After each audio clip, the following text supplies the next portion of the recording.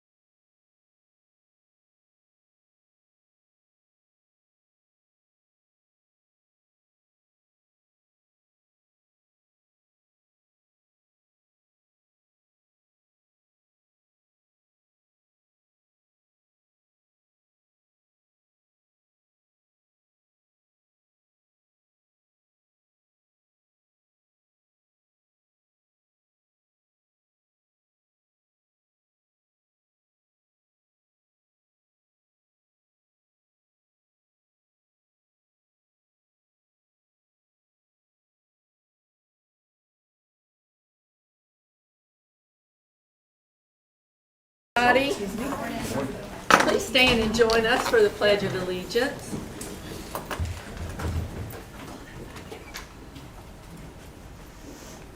I pledge allegiance to the flag of the United States of America and to the republic for which it stands, one nation, under God, indivisible, with liberty and justice for all.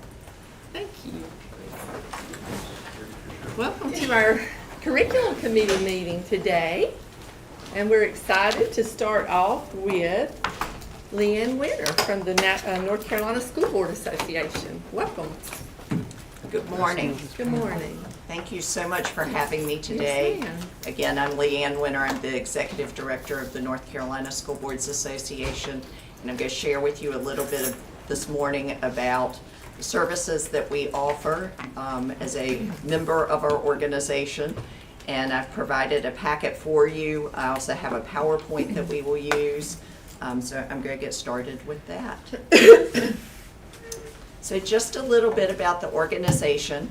It was formed in 1937, so we're coming up on our 90th birthday next year, by Guy B. Phillips, who was the Dean of the School of Education at UNC Chapel Hill. This is very traditional for school boards associations across the country to have been formed at their flagship institution for education at that time. The purpose of the organization in the 30s was twofold. One was to train school board members, which we have done consistently since 1937, and the other was to help place candidates into superintendencies. So they were trying to make sure that their students had jobs when they finished their education. We stopped doing that for a while, but we started doing that again in the late 90s. In 1973, they moved from the model of being housed at Peabody Hall at UNC Chapel Hill and hired their first executive director, Raleigh Dingman. Guy B. Phillips ran the organization primarily until then. Raleigh had been running it for a few years, starting in the late 60s. I am now the fourth executive director of the association, so we have had very stable leadership. I have been with the organization now for 28 years, 5.5 years in this role, and 23 years as the chief lobbyist or director of governmental relations before that. So what do? We are a professional organization that represents all 115 local boards of education in North Carolina, plus the school board for the Eastern Band of Cherokee Indians, which is called Cherokee Central, not to be confused with Cherokee County. And so we, for a long time, have had all 115 local boards as members of the organization, and we think that is very important and very impactful in our work. We are a member-driven association. We are your association.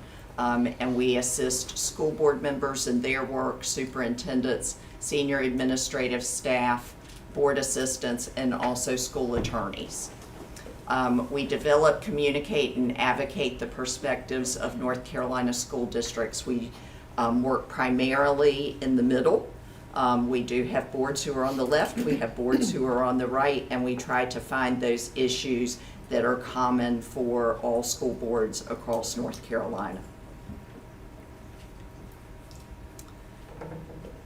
So our current mission, we work on a 5-year strategic plan, is that the North Carolina School Boards Association provides community advocacy, leadership opportunities, and services that enable school boards to govern at the highest level.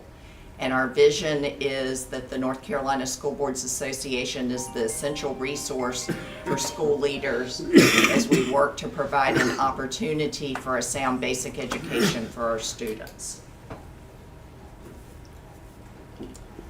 We take that mission and vision and apply it to these 4 goals that are part of the strategic plan: expand member engagement and connectedness, elevate member knowledge of the advantages of NCSBA membership, enhance our advocacy efforts, and that would be both at the legislature and in the courts, and enrich the culture and climate at NCSBA. We have several departments within the organization and how we do this work. The one that you probably would touch the most is our board development and governance training. And this is headed by Ramona Powers. We do in-person trainings, we do virtual trainings, we have a virtual library, which you have a sheet about that on. We have over 40 titles in that library. And we release 6 to 8 new titles each year that help you in your work. Different boards have used that in different ways in doing their training for individual board members. Our current list is coming out in the next week. We take the month of July off so that we can make sure that every video that is currently in the library is up to date, and make sure that we don't need to re-record something if there's been a change in the law or some other change that would necessitate us redoing that video. We did just do a training over at Wrightsville Beach. We did 5 half days. Mr. Gainey was able to come for 3 of those. Those were really interactive trainings. We do try to make our training as interactive as we possibly can. Upcoming trainings that we are having, we are going to do our core training in July that's targeted for newer board members. It is the core things you need to know as a school board member. That training is free, so that will be in July. We will also do it once in December and twice in January this year. So that we want to make sure that everybody who is, especially those who are new in their service on a local board, have an opportunity to come to that and make sure that they are getting that core knowledge in their role as a school board member. We will have our lead training, which is our regional meetings in September. And there's a sheet in your packet also with all these dates on them. The one for this region, I believe, is in Lenoir County. We've moved it around a few times. It's been in Onslow a few times, but I believe it's in Lenoir this year. And that's about 3 hours, drive in, drive out. And we will do a legislative update. We will talk about some policies that will have recently been released and the why behind them, and then do some governance training as well. In October, we have our law conference up in Asheville. That's 3 days. That's a very popular one. And then in November, we will have our annual conference in Greensboro.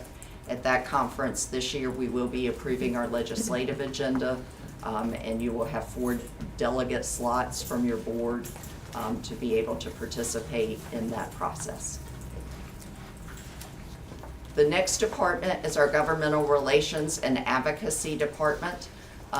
This department oversees our advocacy efforts on behalf of the 115 local boards of education at the General Assembly, the State Board of Education, and every agency and state government if needed, except the court system.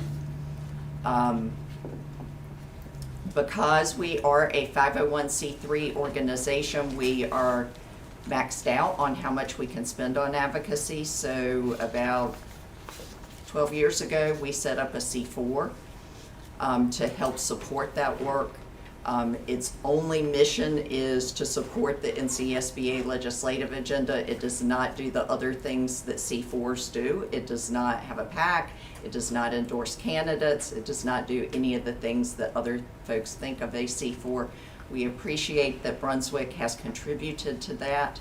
And as part of that contribution, if you have a local bill that you need some additional advocacy help on, testifying in front of committees, talking directly to legislators, we will assist you with that as well. Our next department is our Superintendent Search and Member Engagement Department. We started doing superintendent searches, as I said, again back in the late 90s, early 2000s, and Sam Thorpe does a great job doing that. If you are ever in need of doing a search again. Hopefully, you won't need a new superintendent anytime soon. So, we also have the capacity to be able to expand out to doing other executive level searches, so that if Dr. Cole is having trouble finding someone for some of the harder to find positions, we have the ability to help with that as well. Our legal policy section does a couple of big things for you all. First of all are our policy services, which you subscribe to. We send out twice a year sample policies for you to work with, and they are all based on court cases, changes in law at the federal or state level, or just occasionally from time to time we will do one on that just are some best practices that we are seeing. And again, those come out twice a year. Occasionally we will have to do a special release in the summer if the General Assembly has passed a piece of legislation that you need to have a policy in place before the beginning of the school year. That department is also available for you and your staff to call if you have legal questions. We cannot give legal advice, but we can point you to statutes, tell you what a court decision may have said that may affect something that you are doing in your district, and suggest to you maybe some questions that you need to ask your board attorney. As part of this department, we also have a legal assistance fund, which we ask every district to make a small contribution to each year. This allows us to file what are called amicus briefs, or friend of the court briefs, in cases both at the state and federal level that would impact not just the school district, or it may actually be a municipality or county or some other type of local government, but would impact school districts across North Carolina. So for example, you might recall that the General Assembly opened up the window for folks to be able to file sexual assault claims against school districts, and we had dozens and dozens of claims against school districts going back to the 1960s and 70s. People didn't have records. Witnesses had died. No one in the district knew anything about it. And so we have been filing amicus briefs in those cases along the way. Our risk management department, which you all participate in, provides 3 risk pools: one for errors and omissions general liability, one for auto inland marine, and one for workers' compensation. These all came about because school districts said that at various periods of time they were having trouble getting coverage, and so we set these programs up. We also have 2 commercially endorsed programs, one for if you're to protect your volunteers in your schools, so if they have an accident, workers' compensation does not cover them because they are not employees of the district. And then we also have a student field trip endorsed program as well to cover anything that might happen on a field trip away from school. We have 2 financial service programs. The first is our Medicaid Administrative Claiming Program. We partner with a consulting firm called Fairbanks Consulting out of Chicago. This is all they do. There are 2 different streams of Medicaid claiming money that comes to school districts. There is one for direct services, so that would be your speech pathologist actually giving the service to the child. That is not what this program is. This is more your back office, identifying the children, the administrative side of providing those services within your district. You all are part of the NCSBA consortium. We sent a check, I think it's been about 3 weeks now, to you for over $500,000 for 4 quarters worth of claiming. This program would not exist in North Carolina if it had not been for NCSBA. We had to go through 2 gubernatorial administrations to be able to get it approved, and we just kept at it. We did not give up. I was actually that's when I was in the governmental relations department. I was bound and determined we were going to get this to North Carolina, and just kept going until we did, and we're very proud of this program. Buy Board is a cooperative purchasing program that we brought in from that the Texas Association of School Boards set up. It is kind of like Amazon for public entities. And it is a great place for you all to check and make sure that you are getting the best price. We have heard from a number of districts that the pricing is as good, if not better, than what is on state purchase and contract. So especially when you are making those large purchases, we encourage you all to use this and check and just make sure that you are stretching your dollars as far as you possibly can. You do have an account. I don't know who has the account, but we do know that it has not been used in the last fiscal year. So I mentioned the training events that are coming up. Here are the dates for those for CORE, LEAD, the Fall Law Conference, and Annual Conference. And then I wanted to mention our national organization as well, the Consortium of State School Board Associations. This organization was created in 2021 by 22 states. North Carolina was one of those states, and COSBA is actually incorporated here in North Carolina. We have now grown, and 27 states are members of the consortium. It has its own board of directors. There are 18 members of that. North Carolina was not slated to have an actual seat because there is a rotation.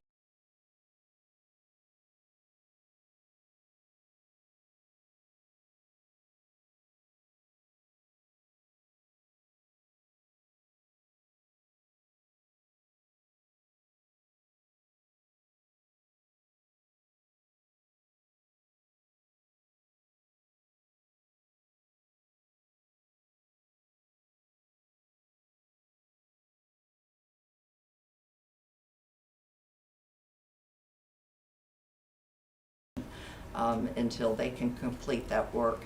And then the upcoming national conference will be March 12th through 14th in Dallas in 2027. We have a new program that I wanted to mention to you that we shared with the board of directors when they met week before last. It is through Diamond Communications. Diamond Communications is a company that sites cell towers and then leases space on those cell towers to the carriers, your mobile carriers.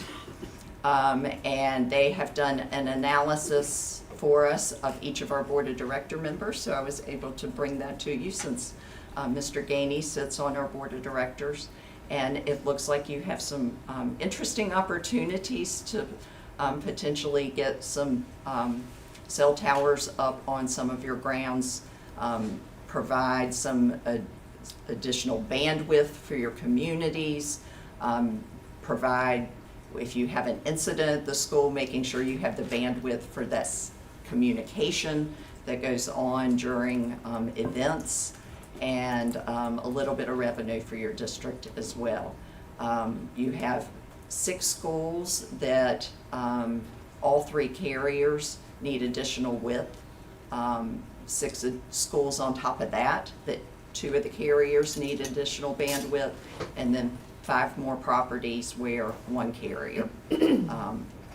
And this is an example of what the revenue might look like to the district if you choose to engage with Diamond and they are able to get towers sited on your property.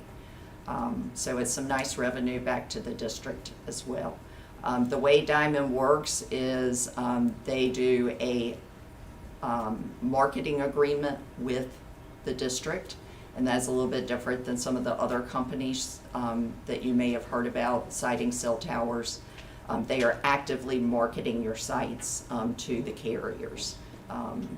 The traditional way has been to just wait for somebody to come knock on your door and say, we'd like to put a tower up. That's pretty much stopped in the school world because the carriers have found it very difficult to work through the process with governmental agencies. So folks are moving more towards this model of having an agreement up front that the school district is interested in looking at this, and then actively marketing those sites to the carriers. So there will be more coming out in the coming weeks about this, and we will be in touch with Mr. Gainey and Dr. Cole about whether you all would like to meet with the folks from Diamond and explore this opportunity for your district. And that is all that I have prepared for you today. I have some materials that I've left with you on some of the programs and how Brunswick County Schools fits into the footprint of what we offer. And I'd be happy to answer any questions if there are any. Anyone have any questions? I would like you to, Leanne, to just, add some weight to the benefit that we have in with the membership we have with NCSBA. You told me about what NCSBA had done in regard to the revenue sharing With charter schools. with charter schools on our special account Yep. money. Tell the board what you did, what the NCSBA. So this is one of the areas that we have spent a great deal of time through the years on the advocacy side of the work that we do on behalf of all 115 districts. There were a number of court cases that came down, or a series of court cases that said that any money that touched Fund 2, which is your local current expense fund, had to be shared with the charter schools. Fund 2 had become, for lack of a better term, kind of the bucket when money didn't naturally fit in another fund, it went to Fund 2. So at the time when the court cases came down, your pre-K money went there, any federal grants that came directly to the school district like ROTC went there, your child nutrition reimbursement may have gone there. There were just a number of things, any gifts or grants, if somebody left a bequeath that you all were administering, it may even be for a scholarship, but it flowed through the school, it went through Fund 2. So the first thing we did was we set up Fund 8. And we worked with DPI to get that set up, and then we actually went to the legislature to make sure that it was in legislation. Once we got it into the legislation, of course, the charter school folks decided they did not like it and have for the last 20 plus years been trying to undo it. And we have advocated continuously that those monies should not be shared, that it is not appropriate that they be shared. And included in that, we have used some of the Action Center money to do campaigns to educate the public, because the charter school community was doing campaigns on their side saying all this money should be shared. And so we were trying to share with the public what that money was, what it is used for, and why it is inappropriate to share it.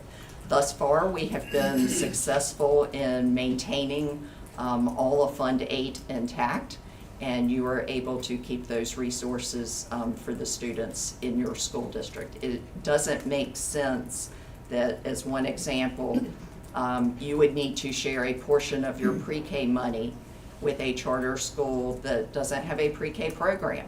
Or if they do have a pre-K program, they can get the same pre-K money that you get. And so those are the types of resources that are put into Fund 8. And your lovely finance officer can explain it in more detail for your. The Medicaid that you just. Oh, spoke the to is a Medicaid perfect money goes example. there as well, so the Medicaid reimbursement money goes into Fund 8.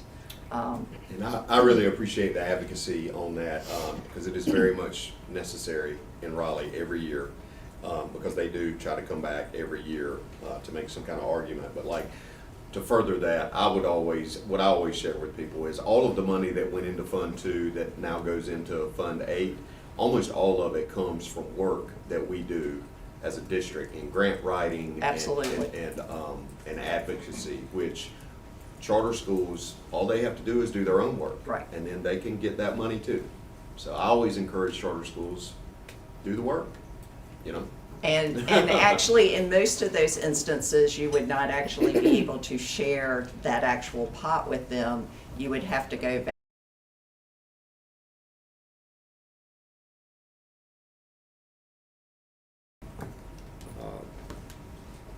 Knowledge of the legislation that's pending that has impacts on boards of education or education in general.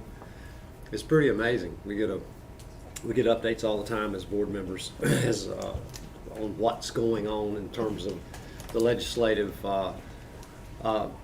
efforts that are being put forth, and it's impressive. They do a heck of a good job staying on top of the issues that are potentially impactful for our boards across the state. So good job. Appreciate Thank it. you. I appreciate that. Thank you. Any other questions? Thanks for Well, sharing thank you with very us much. today. And if you have any further questions, please feel free to call or email me or send them through Mr. Gainey, and I'll be happy to get back to you as soon as possible. Appreciate the time this morning. Yes, Thank you, ma'am. Leanne. Thank you. Next up, we have Dr. Jamie Smith. Good morning. Good morning. How are you? Doing great. We hope you are. Yes, thank you.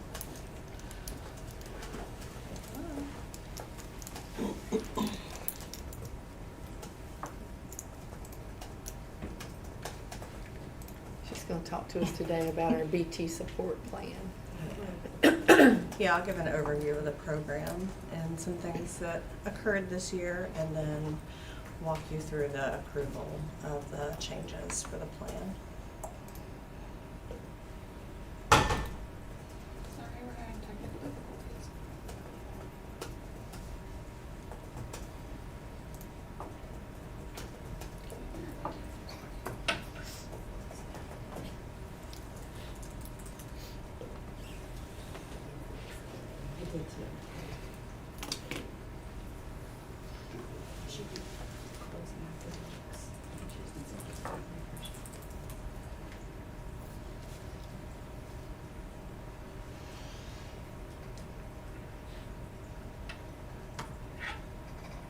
And we're having some technical difficulties. Please bear with us. Thank you, Lucy. You're welcome.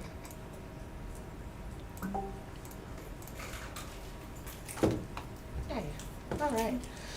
Okay, so our Brunswick Built Beginning Teacher Support Program updates and plan overview.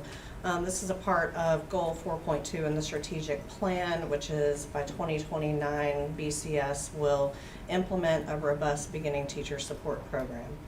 And so I'm Dr. Jamie Smith. Thank you for the introduction. I'm the district BT coordinator. So the why, building BT efficacy through a robust program is really important to students and sound instruction. Program strives to uphold practices found in the Common Instructional Framework, which we know is built from the strategic plan, and focuses largely on instruction and reflection. And the approval of the BT support plan with DPI updates is important to keep the program up to date with current legislation in order to best support our BTs. So some stats from this last year, we had 140 beginning teachers. Those are teachers in their first 3 years of teaching. 121 mentors. These are teachers with an additional role at the school, typically of the BT, to support the BT.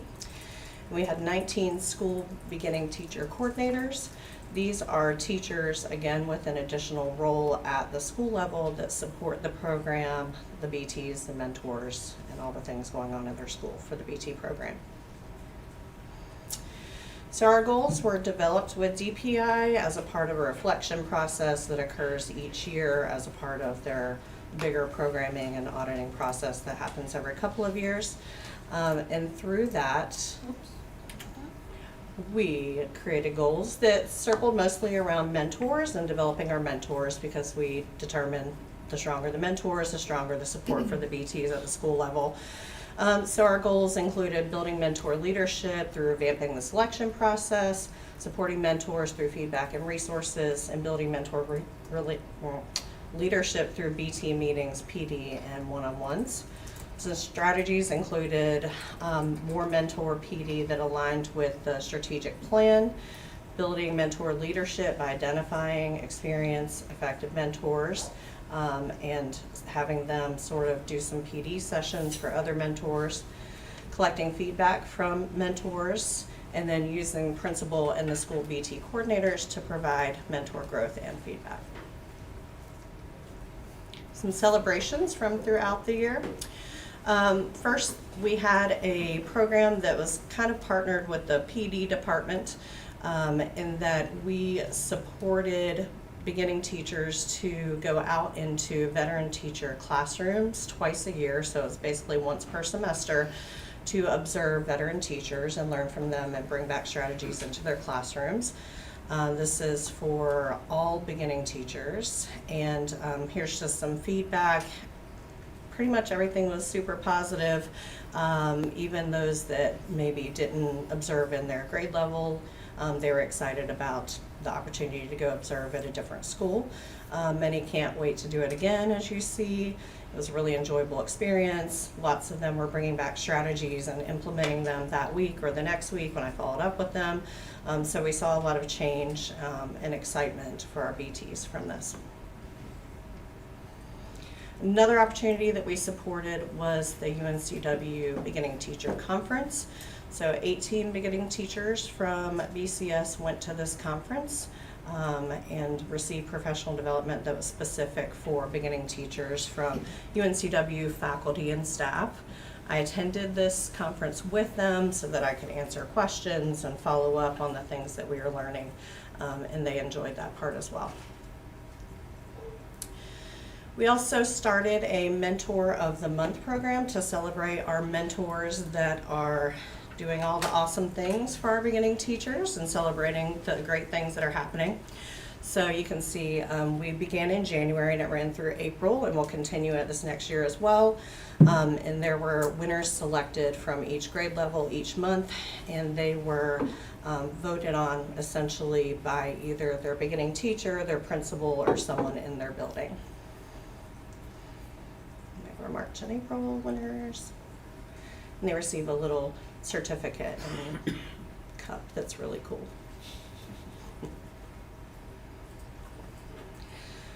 In terms of professional development to support our goals, beginning teachers have their monthly school-based meetings, and this is where coordinators come in as well in collaboration with myself to kind of plan these PDs each month, and their mentors attend the meetings as well, and they have various topics like classroom management, literacy, digital tools, interventions, and we have support also from other folks in the district like DLSs and Karen Baker with NTSS, and so it's sort of a nice collaborative situation for them.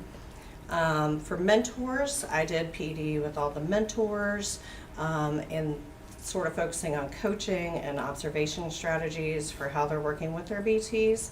And then principals, I did PD at a principal meeting focusing on choosing mentors and how to match mentors with BTs in the best, most efficient way possible. Also, a big part of this role is classroom visits. And so I was in about 500 classrooms this year and sort of pulled some themes for you guys to see what I saw and some growth opportunities. Elementary, I love the strong use of small groups and differentiation. Literacy integration was really big in middle school across multiple disciplines, and then positive relationships and supportive environments for high schools. Growth opportunities in general, engagement and accountability during independent work, consistency in classroom management, and increased student discourse and participation, which is classically things that beginning teachers are working on, so there were no surprises. New and upcoming things for this next year. I created a brochure about the BT program that we've been using at job fairs and recruiting events. I've been working in partnership with HR on getting this out and about. Ben Strauss is creating a BT support program promo video that we're going to use on social media, as well as when we get new teachers in to kind of show like what supports they have here specifically at BCS that's unique. And then we have BT orientation that is going to be July 29th through August 11th at the coast. Okay, so the approval item, I linked the old plan just in case you wanted to take a peek, but the new plan is there as well and highlighted are the main changes. So DPI just basically added a few lines to their already existing policy. So both of these were already occurring, just some specifics. So the first one's completion of a recent graduate survey by the BT and the employer, which is the principal, during the BT's first year of teaching following completion of an approved educator prep program. So that line wasn't there previously, it was just occurring kind of whenever, and so they want it done during that first year. And then the second one, we also were already doing this, but they just specified the licensure pathway. Teachers with fewer than 3 years of experience, regardless of licensure type and licensure pathway, for example, and they wanted to specify temporary license, residency, and initial professional license are required to participate in the beginning teacher support program for 3 years, which we were already doing. So that is pretty much it. Any questions? Any questions, anyone? So what would you say their top concern as a beginning teacher? Is it classroom management or is it resources? What? Yeah, I mean, I saw typically it goes around classroom management and engagement, you know, motivating students, kind of depends on the level. We've had a lot of conversations of student motivation is a result of great classroom management. You know, we motivate students through managing students and vice versa. So that's typically their biggest concern. I feel like resources, they're very supported in that area, and so appreciative of it. Yeah. So do we have PD for them, specifically for them about classroom management on our PD days? Yep, we do. I've got one planned for BTs. It's interesting to get to all the levels because they're all different places. But I've also trained principals, mentors, and some select groups of BTs, specifically on the STOIC framework, which is a framework for, and instructional coaches actually, for classroom management. And so we're going to be kind of working with that a lot in August because, as you know, classroom management is something that you've got to focus on early before the kids even come. And the STOIC framework provides an opportunity for that. I love that you're letting them continue doing observations. Yeah. I think that's the way they learn best, is Yeah, just it's seeing it amazing. in process. Yeah. It's been really good. Thank you for the support on that. Yeah, I would point out too that a lot of our principals do that, another level of that Right. in-house at the school. And they pay for subs out of their local fund so that their teachers can observe other teachers in their school. Jamie's program gets them out of the school Yeah. and into other schools. So they actually get 2 levels of that in most of our schools. Yeah. And along with that, instructional coaches really are sort of my conduit. And so they work with the teacher and other instructional coaches to really find the best match. And that's been really helpful. So I want to shout them out. You finished the year with our instructional coaches for the PD day. We did this several times throughout the year. And Dr. Smith came in and presented with some of the other high school instructional coaches the STOIC framework. Yeah. It's very strong for all the instructional coaches to finish the year ready to start the year off with. I found that the reflection piece, when they video themselves and actually see how they look when they're Yes. managing their classroom, that is one of the most powerful things I think we ever did. Yeah, sure. Yeah, I've been working with mentors on that because sometimes mentors have the same planning period, and so it's hard for them to get in to observe their BTs. So we're talking about video observations and how powerful this can be. Yeah. Any other questions? Thank you. Thanks so Thank you. much. Appreciate you guys. And the plan is for consent. Consent, okay.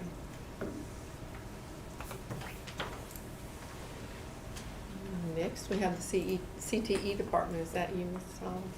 Yes, ma'am. Good morning, everyone. Good morning. I want to thank you first for the opportunity to stand before you this morning and present some of the amazing things that's happening in CTE. Obviously, I can't put everything on here, but this is a brief overview of some of our goals and some of the accomplishments from this past year.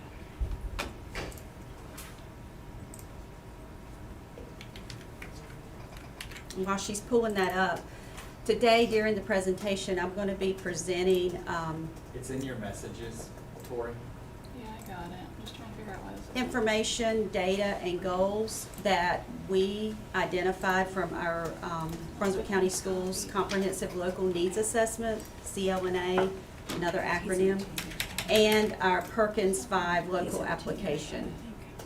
The CLNA is a federal requirement that we have to do, and you got a survey that was part of the CLNA. We send a lot of surveys out. We go around and speak to people, business partners, students, teachers, administrators, and ask them for suggestions on improvement within our department. But the goal is to evaluate the performances of our students, our labor market alignment, and how does our courses in Brunswick County Schools align with what's needed in the labor market.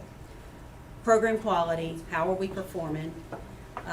Equity and equal access to make sure all of our students have access to the courses they want to take, and then our workforce needs in our area.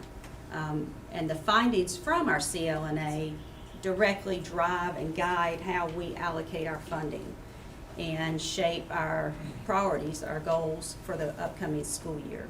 So, and also Jamie and Daniel will be also joining me for their part. Are we ready, Jim? Yes. Okay. One of the most important components of the CLNA is reviewing all our student performance federal Perkins accountability indicators. And this one in front of you is 1S1, and that just represents our 4-year graduation rate.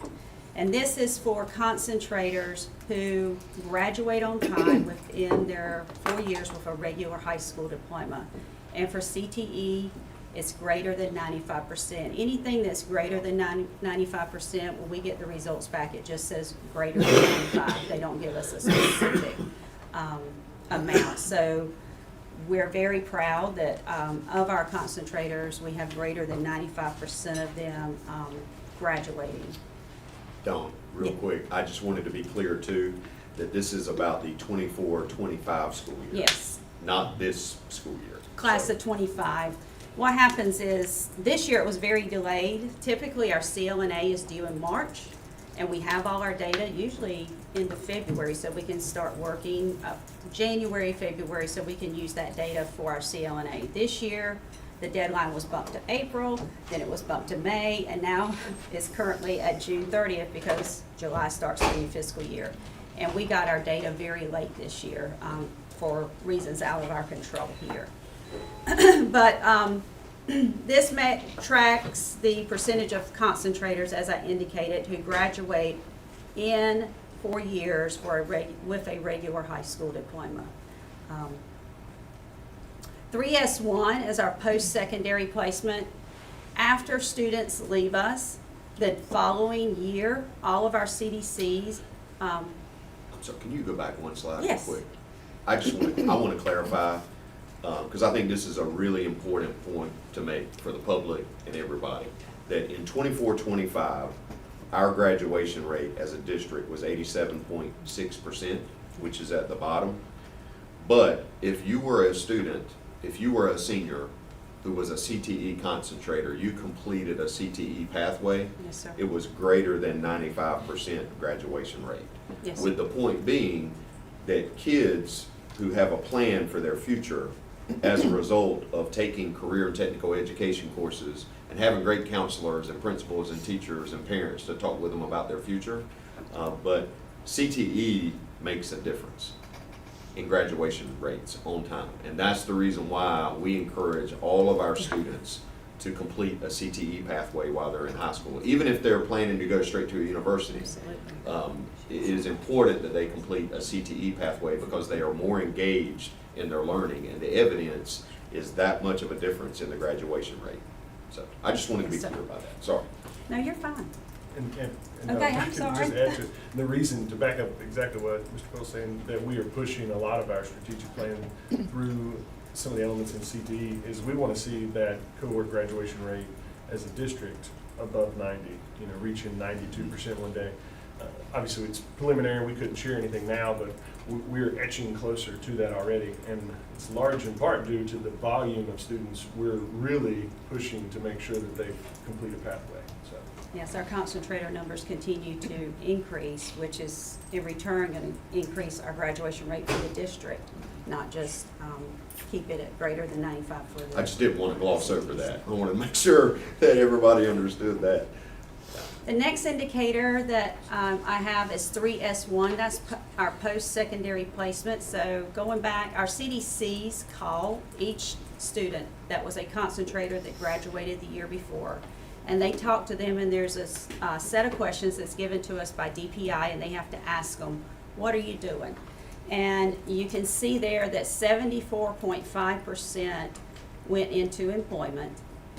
75.2 went into post-secondary education. That can be at the community college, it can be at a four-year university, it can be anywhere that they're receiving post-secondary education. 0.87 went into the military, and 1.3 went into an apprenticeship. Now, they could count in multiple areas. So they could be employed and also in college or post-secondary education. They could be doing an apprenticeship, and most of the time that directly aligns with a post-secondary education placement. So they can count multiple times, but we had 97% of our graduates that successfully went into one of those areas, which is our goal, for them to continue on either in education, get a job, find a career, go into the military. So we're very proud of the post-secondary placement. That was class of 25 also.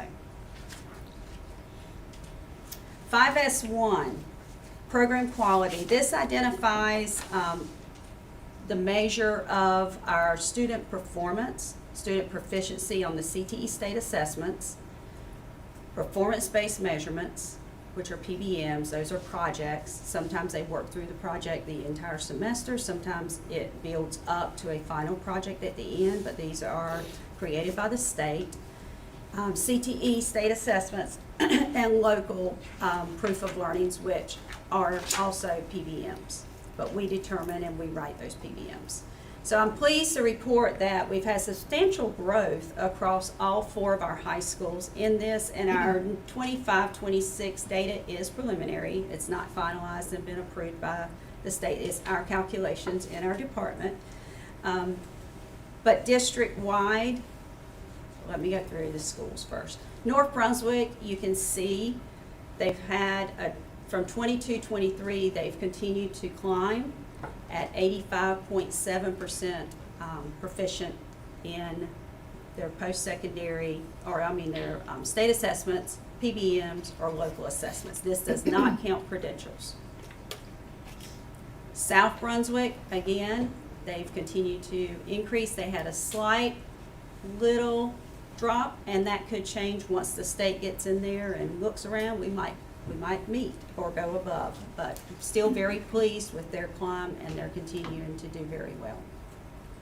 West Brunswick, from 22-23 to 25-26, we've gone from 70 to 88.8.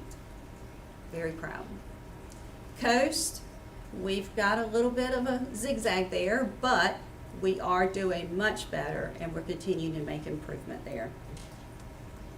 And then district-wide performance has increased from 64.9 back in 2021 to 87% for this past school year. And I contribute this growth on the outstanding work of our teachers that are in the classroom, the instructional support staff that's in place to support them, the building administrators, because they definitely play a critical role in this, and of course our students. Credential attainment.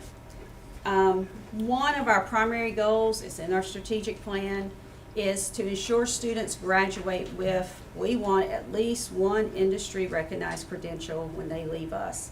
And that provides them value, and I keep telling them that gives them a leg up when they go to an interview, or they can put it on their resume for college, but it gives them value both in the workplace and in post-secondary education. District-wide credential attainment has increased dramatically, so let's look at the schools. North Brunswick, from 22-23 to current, they've gone from 44.5% to 86% credential attainment. South Brunswick, 50% to 86.6%. West Brunswick, 49.2 to 92.5%. And the coast, 26.2 to 77.3. And these are based on the number of credentials that were attained, and the denominator is the possible credentials, all of the credentials that they could have attained. And overall, the district, our credential attainment has increased from 45.2 in 22-23 to a preliminary 86.2 for 25-26 school year. That's great. So why wouldn't, so 86.2%, so you have this group of kids that are CTE concentrators, is that Yes. what we're talking about? Well, this is anyone in any of our CT classes that earns a credential. Okay. So, but the denominator is what number? The total What number cohort of is that? potential credentials. So what we get is, if there's a classroom of 30 students and there is a credential tied to that class, that classroom has the potential of earning 30 credentials. So we take the potential across the district, and that's our denominator. The numerator will be the total number of credentials earned. So why would only 45% have been getting the credential in 22-23? What was the obstacle to attaining the credential? I can't really speak to that. I was not the director at that time, so I hate to. I can bridge a little bit of that gap. A lot of it comes down to the intentionality, just to be quite clear, of this being a priority. So, I know she. Of credential attainment being a priority. Yeah, that being a priority. Because you can, as a coach, make the argument that our PPM, our assessment was elevated, and that's more important, and I don't have the time to get them ready for a credential. You could make those arguments, but somehow our team has said, no, you can do this. You can do both. And Cole came in and said it's possible. Our team, Don, and every one of our C teachers says, okay, let's make it work. That's what happens. So intentionality of credentials matter. Kids coming out of school with industry credentials. I just want to make sure all the public knows these are adult credentials. These are when they grow up, I want to be credentials, and they're getting that at an alarming rate. And the increase is definitely, I can't say it's statistically significant. I hadn't pulled it together for the historic data if we've ever been that high, but the growth is certainly significant. So good work. Well, and weren't a lot of the credential tests optional at one point, and we. Yes, sir. So I can we put answer to emphasis, that yeah, because we I was put the an emphasis on them IMC. taking them, so that would discontinue. That would be another way, is that now they're being told to take them. It's the expectation that every credential is administered in our district. I think from our team at the district level, when we discussed it, it was agreed that the owner of a restaurant in Southport probably isn't gonna ask what they made on their PBM exam in culinary arts. But they are very much interested in whether or not this kid that's applying for a job has their ServSafe certification. Because if they don't, then they either can't hire them, or the owner of the restaurant or the applicant has to pay to go take the class to earn the certification before they can work in the restaurant. But if they already have it because they earned it in our program, that gives them a leg up with the restaurant owner. And it's like that with almost all of our CTE classes. And we agreed that this is not optional. That really, for the most part, kids take CTE courses to explore career pathways, to decide what they want to major in college, or because they want to go straight to work when they graduate, and they want to be in the best position possible to get a job. And so that means work credentials. I mean, I want them to pass their state exams too, but work credentials matter a lot for the kid who's planning to go straight to work. And so I think when Dr. Pascal says intentionality, and Mr. Barger said, well, it used to be optional, that's a big difference, is it's not optional anymore. Good. That makes sense. Thank you. Budgets, we have multiple budgets that we take and fund our employees and our materials and our supplies. The different budgets that come to CTE for funding are PRC 13, which is our months of employment, PRC 014, which is our state, 17 is our federal, and then we have 83, which funds credentials. PRC 13 is first. We use that for our salaries, and you can see that I have 550 months assigned for teachers next year, 116 months for support staff, and then I've listed those support positions there that covers. CTE employees that are paid from other funding sources is my position. Our administrative assistant, I pay that out of my state 14 funding, and we were fortunate enough to have the opportunity to add a technology software and inventory tech. They have not been hired, but we will pay that out of state 14. State 14 funding supports instructional resources, field trips, CTSO support, staffing, and then any credential needs that I have that were after all the 83 funding is left, I support it out of this funding. And on a related note to Dr. King's presentation, you'll see that second bullet. So CTE at the state level, they provide a new teacher institute and induction for brand new, like BT CTE teachers. So that's an additional level of support that CTE provides for those particular teachers, which is extremely useful because a lot of those teachers are lateral entry from the business world, and they need that help. They know their content, but they don't necessarily know much about how schools operate. So that's really a very helpful thing for our teachers. 17, Perkins funding funds our equipment, technology, curriculum resources, professional development, and CTSO travel or other activity expenses tied to our CTSOs. And then 83, I can only use that funding for credential vouchers and credential prep, anything that help prepare our students to pass the credential. Program updates are for upcoming year. The CLNA process helps us identify areas that we have for growth and the needs in our area, what we need to change. So for the 26-27 school year, we're going to expand computer science, which is a high school course, down into the 8th grade to support the new state computer science requirement. And Dr. Pascal and Ms. White have worked very closely, and Tiffany with me to make that happen, and we're very excited to have that opportunity for our 8th graders, and that way it takes some of the burden of having to have so many computer science courses when they get to the high school and possibly having to eliminate another pathway or course. We're adding law and justice and AP computer science to the coast. We're expanding our Paxton Patterson career modules across all middle schools. And we plan to continue offering summer camps. This summer we held health science, public safety, and automotive, and we can plan to continue. I don't know if next year it'll be the exact same camps, but we do plan on continuing to offer those. Our goals for the 26-27, based on what we found in our CLNA, the department has established some of our goals for next year.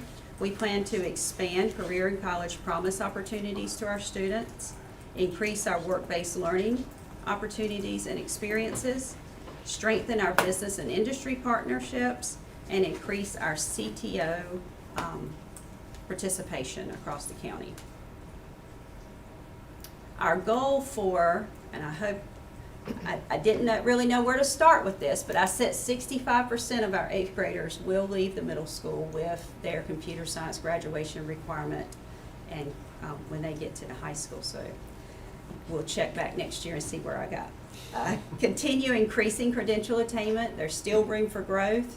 I raise the bar every year, and they have done a great job. They're very competitive, and the principals are very competitive, so they want to see their thermometer. We use the thermometer to track their credential attainment, so they're very competitive, and they've done a phenomenal job of reaching those goals. We would also like to expand our career exploration opportunities down to some of this middle school more and get them out and explore what is available to them so they have an idea once they get to the high school of making that connection better. And increase the number of concentrators. We want to continue to work to get more concentrators before they graduate. CTSOs, these are our career and technical student organizations, and I feel like this is such a critical component of CTE and making the connection between what they're learning in the classroom, going to these events, getting to travel, experience leadership opportunities, and it helps them develop their leadership skills. So students across the district have participated in various CTSOs this year, but we still have opportunities for growth. Skills, we're hoping to expand that hopefully across all of our schools next year. That is one that it doesn't matter what program area you teach or what program area the student's interested in, they can go to skills and they can participate. So that's been our goal. That is one of our goals for next year, to have skills across the district in all of our schools. And our very own Kelly Richardson, ag teacher at West Brunswick, was selected as our Brunswick County Schools NCAT CTE Teacher of the Year. And then we found out last week or the week before she is a regional finalist, and we wish her the best. We know she will represent Brunswick County Schools well, and we're very excited for her.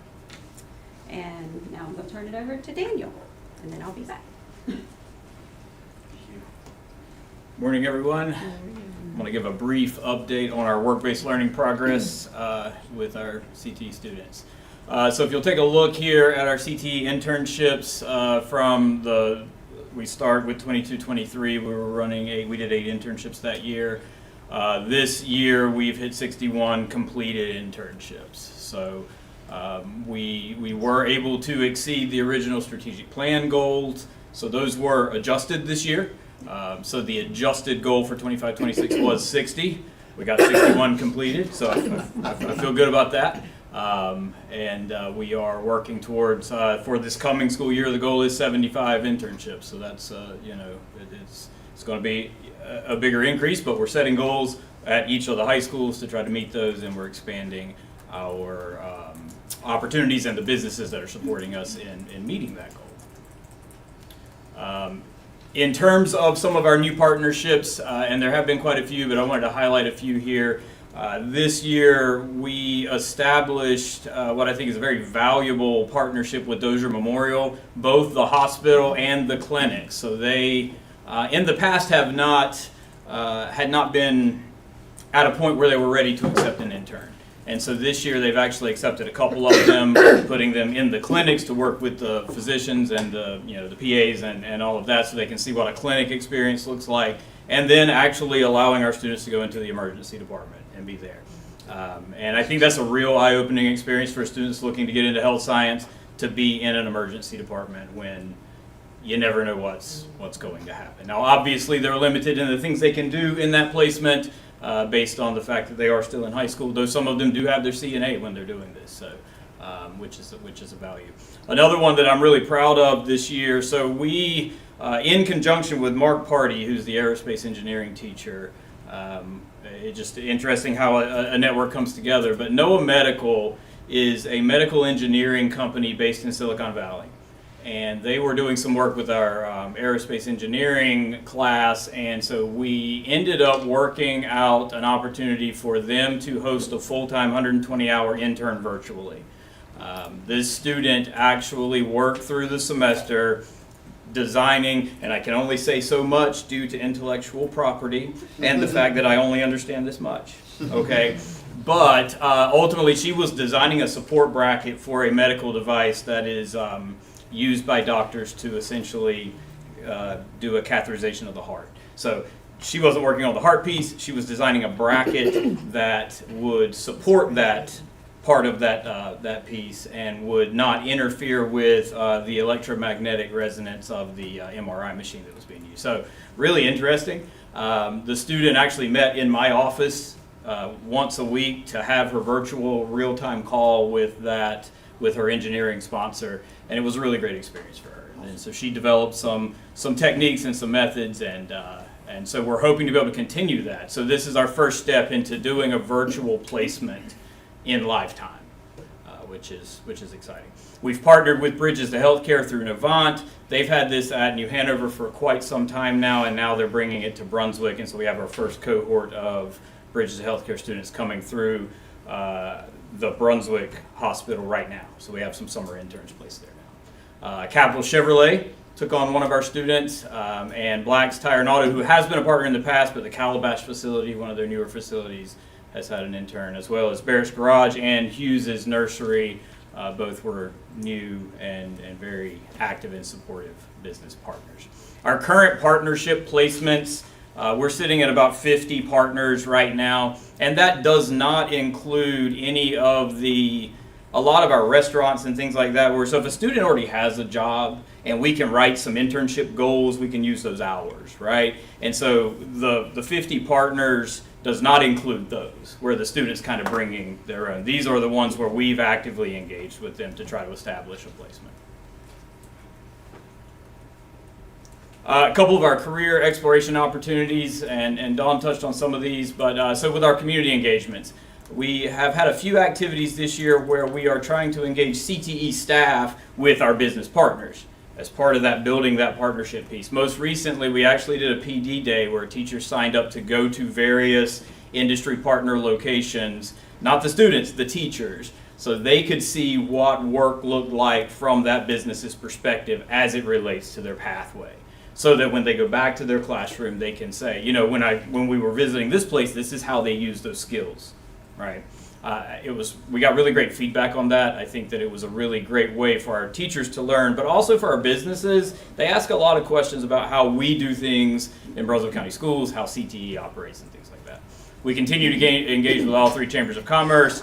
I am partnering with the Cape Fear Construction Sector Partnership and CHEC, which is a healthcare accelerator. Our Business Advisory Council is growing. We've presented again this year to our Parent Advisory Council. I mentioned the Dozier Memorial Hospital. They also have hosted some visits and things like that for us.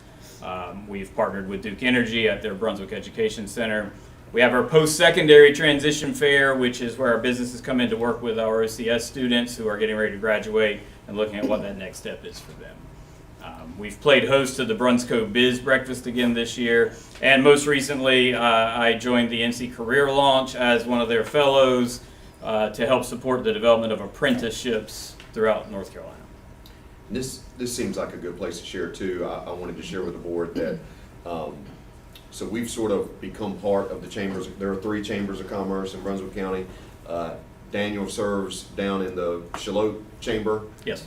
And Dr. Pascal is now on the board for the North Chamber, and I don't serve on the board in South, but I go to all of their meetings and communicate with them quite a bit. And they have voluntarily, each of the three presidents of those chambers they are meeting tomorrow with us and each other to discuss creating an education committee together, all three chambers, to have one education committee to work towards supporting the needs of the school district across the whole district. So again, I think it's one of those things where instead of being divided up into, you know, sort of three teams that might sometimes work at cross purposes through no fault of their own, they're recognizing the value of, at least on this particular point, of supporting the school system, of working together as one team. And so I want to thank, you know, both of these guys for contributing their time as members of those chambers, and I want to thank the Chambers of Commerce, if they're watching this, for kind of going down this road to come together. I think that's really going to be beneficial to them and to our students.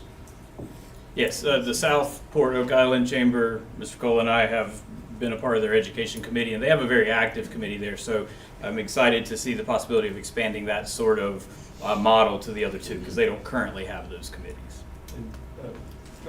Yes. Just to add, just to piggyback off of that, at the North Chamber, they meet monthly, and at that time, this group is now, obviously they brought me in to be on the board, but so much of it draws into this connection of what we produce for all of them. So I think all the chambers are interested in this education committee for the sole purpose that we always get up and we say a 30-second speech. You have to give a little elevator speech at the beginning of every meeting, and everyone stands up, and every time I stand up, it's the same one. The product we provide is your future customers, your future employees. And that, I think, that's one reason why they're even having an education committee, is that I think the chambers, all three, are realizing in their own groups the importance of a strong education system.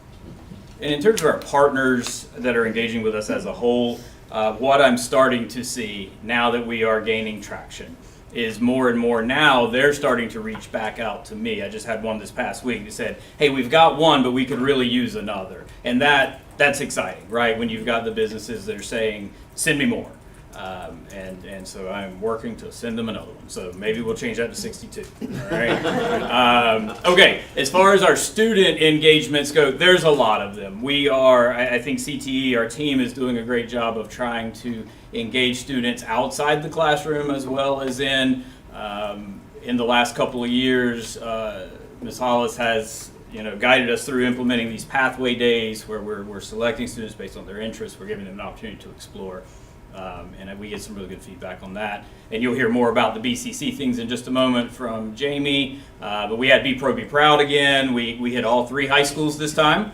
And I think the plan now is to apply for them to come back again this year. And we're going to target middle schools. So that's to help us increase our engagement at the middle school level. Some of those others we've already mentioned. We do have all of our school-based career fairs. Job Shadow Day. Job Shadow Day was a little weird this year. I petitioned for an entire week as opposed to one day, and it snowed the entire week. So that caused a little bit of a pivot, but we did north of 40 placements despite that disruption. And so our Chopped event continues to happen. And we've had several of our middle school CDCs are doing quite a bit at the middle school and even pushing down into 5th grade to help promote career awareness. And that's all that I have. Are there any questions about our work base, our internships?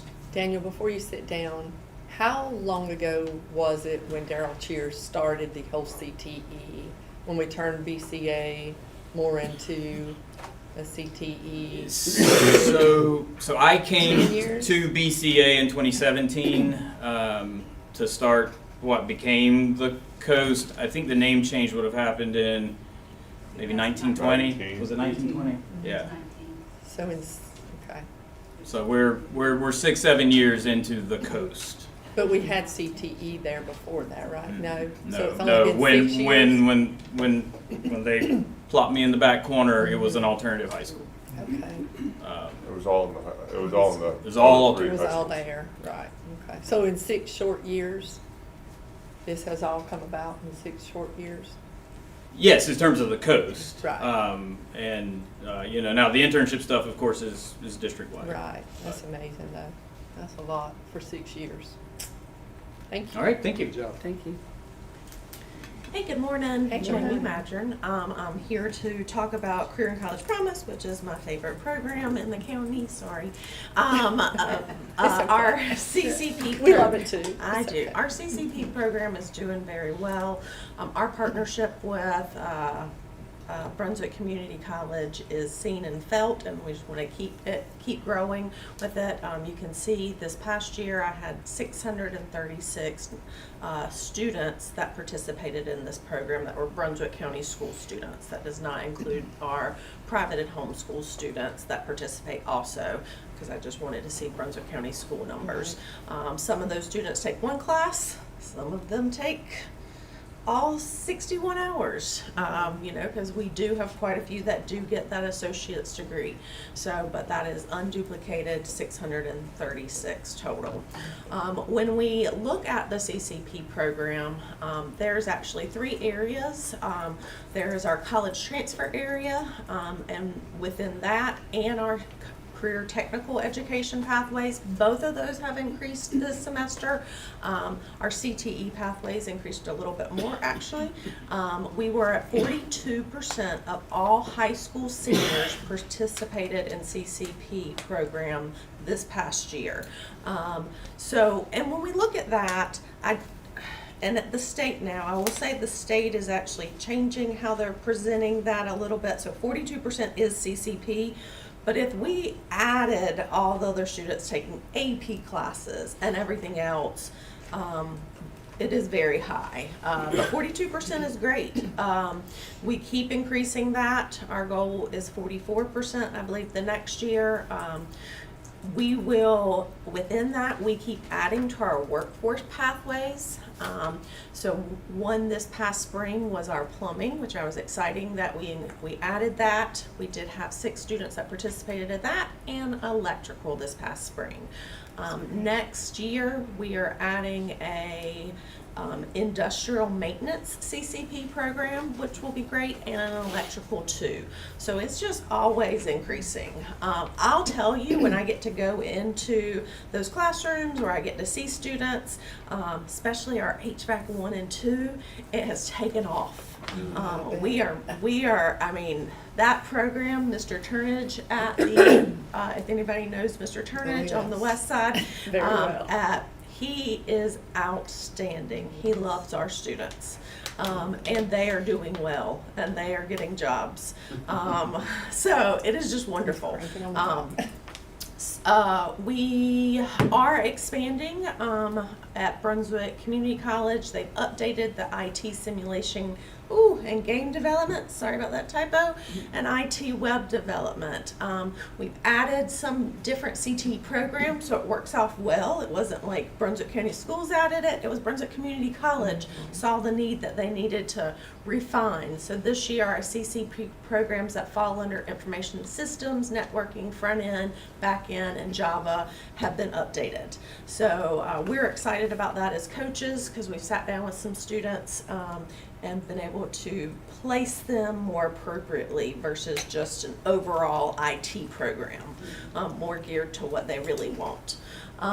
So I gave you an unduplicated number. But in the fall, we had 489 students, and in the spring, 515.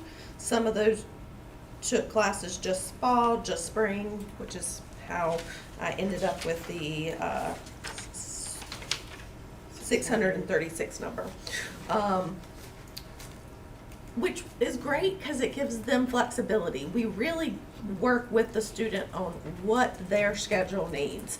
So, which also speaks really highly for our principals and counselors and teachers in the schools, because they're willing to, we look at a student and say, what does this student need for their schedule? Not, this is what we have, what do they need? So I can get a welding student in the, what I call AM classes, first and second period, and then our counselors are able to get them that English 4 third period and that civics 4th period. So we really have a great working relationship. So shout out to everybody that has helped with that, because it's not just one person. Our number of CCP courses, which fall under the college transfer really ended up being, overall was 1,865. So let me re-say that. So overall, I had 1,865 courses taken last year, and that include everything. When I break it down, programs, just thank you, because you helped build that relationship with Brunswick Community College, and I can tell it makes my job easier. When we see a need, we have those conversations and we're able to make it happen. And I would just say that if you look across the state, in general, you're gonna have, in any school district, somewhere around, 35 to 45% of your graduating seniors go to university. And that's pretty close to the percent now that we have taking community college classes on the college transfer pathway. So I think we've started to see a little bit of a leveling out there, because almost all of our kids that are planning to go to university are taking community college classes, and they're probably taking AP classes too. So I think the next big jump, and I couldn't ask for a better college president to work with than Dr. Smith. He and I have discussed this quite a bit over the last year, but we feel like the untapped area is in workforce development and CTE. That's 60% of our students that are planning to go straight to work or go to a technical school, they haven't really been taking classes at the community college, but Career and College promises for them too. And they can take classes in plumbing and electrical, industrial maintenance, all these areas, and we've just started really being intentional about pushing them to take classes. And it took off a little bit this year, but I think that that's where we're going to see things jump over the next 5 years, is on that side of our population. Students that are taking CCP classes on the workforce development side that are planning to go straight into the workforce. And on the side of a parent and an advocate, like those students wanting the workforce, the idea that we can provide transportation and get them there. Like I was just signing up a student for HVAC 1, and they wouldn't be able to do it unless they had us. Well, and the support of the board to finance that, because that is not a cheap endeavor. So but it makes a difference for students, and I feel like, what a great way for us to spend the money that the taxpayers give us, is providing transportation to the community college during the day for the students that don't have transportation. And many of you have heard it, but we have it set up where they can come on campus first and second period and then get back, or they can be at their home school and then come third and fourth. So how we have set up our buses is wonderful. I mean, it is one of the reasons for our growth. So. Any questions? I'm always around. Thank you. All right. I do have an action item, a request. The Comprehensive Local Needs Assessment has provided a thorough evaluation of our program, student performance, workforce alignment, and our future needs in Brunswick County Schools CTE department. The findings from this process have helped us to develop the Perkins 5 local application budget plan. And the local application outlines how Brunswick County Schools will utilize the federal and state CTE funding to support our student achievement, workforce readiness, credential attainment, career exploration, work-based learning opportunities, and program improvement.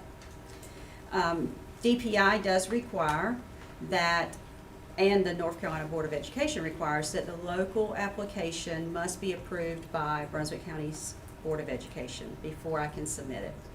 Approval of these items authorize Brunswick County Schools to continue to receive Perkins 5 federal funding and ensures that our CTE programs remain eligible for state and federal support. Today, I'm requesting that the board approve Brunswick County Schools CTE Comprehensive Local Needs Assessment and Perkins 5 local application, so we may submit it to DPI. And on behalf of CTE, I just want to thank all of you for your continued support throughout the years. And if you have suggestions, please reach out, because we don't think of everything, and sometimes the best suggestions come from somebody outside of our department. So just thank you for your support of not only us, but our teachers and everybody in the department. You are doing an amazing job. Well, thank you. with this. And it's my crew. It's my CTE family. But do y'all have any other questions for any of us? What's the deadline on this application? I have to upload it by June 30th. Okay. So we do. I'll make a motion to approve the local application. Second. All in favor? Thank you so much. Thank you. Thank you, Don. Thank you. Next, we have Miss Molly White.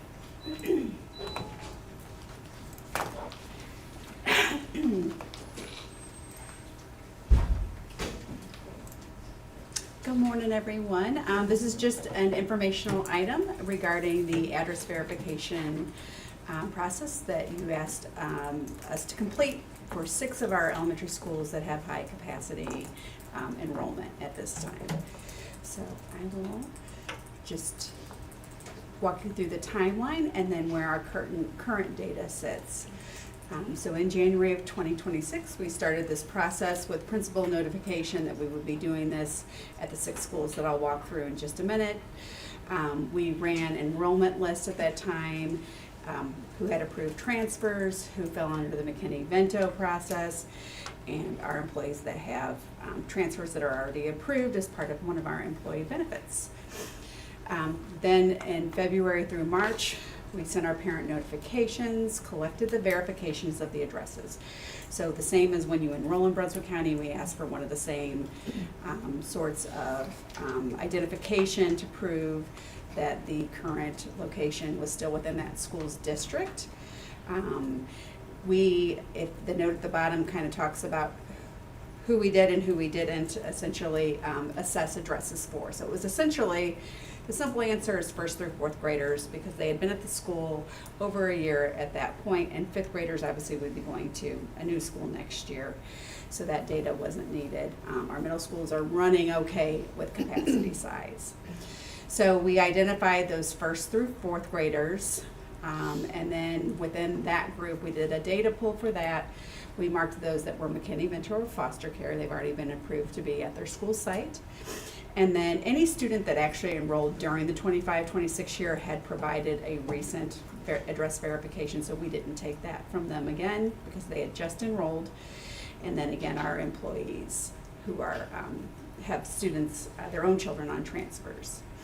So walking through the numbers for each school, that range of kiddos between 1st and 4th grade was 583 students. Within the review process, we found 2 that were not in district. In other words, they provided an address that was out of their home district. And then we have 11 students left that we do not have information for at this point. I do want to celebrate. That is very, very impressive for the size of Belleville to have just 11 students, and I think 3 of those are siblings. So there's really just a few families that haven't responded to our request.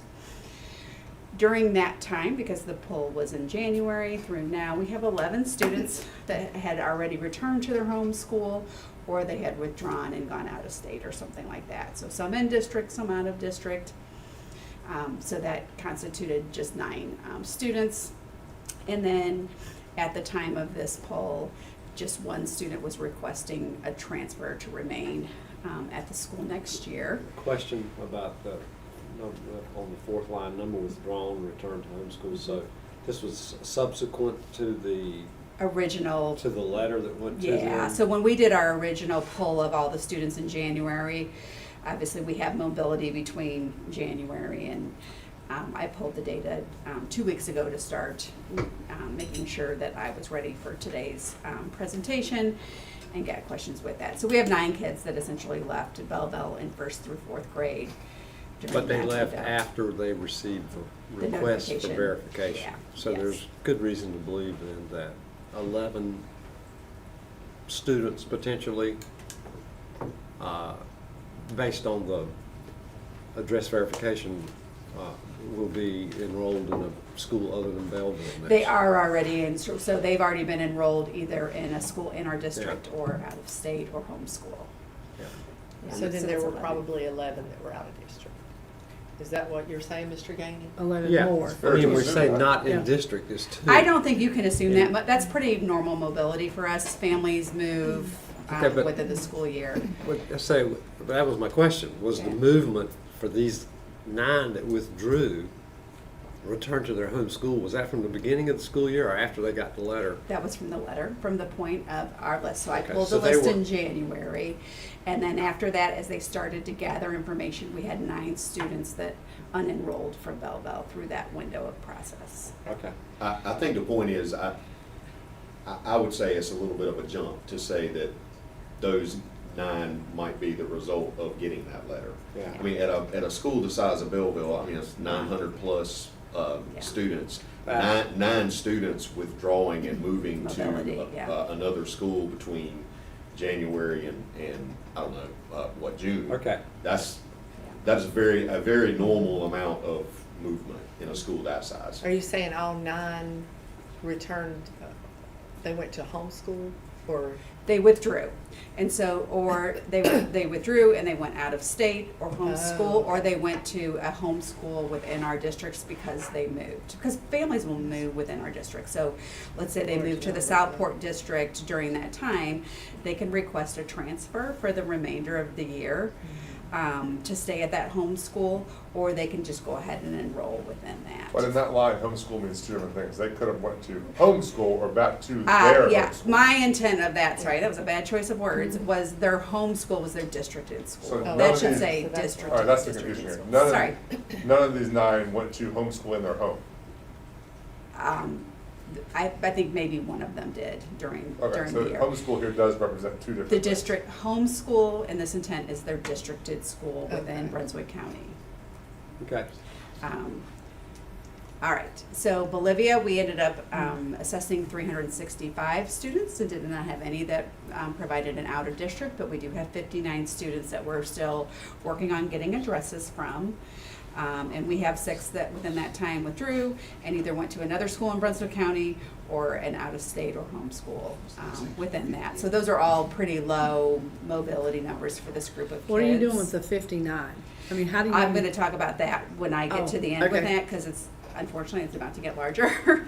So Lincoln had 550, we have 169 students that we have not been able to account for at this time. And just found 1 out of district and 12 students who had moved out during the process.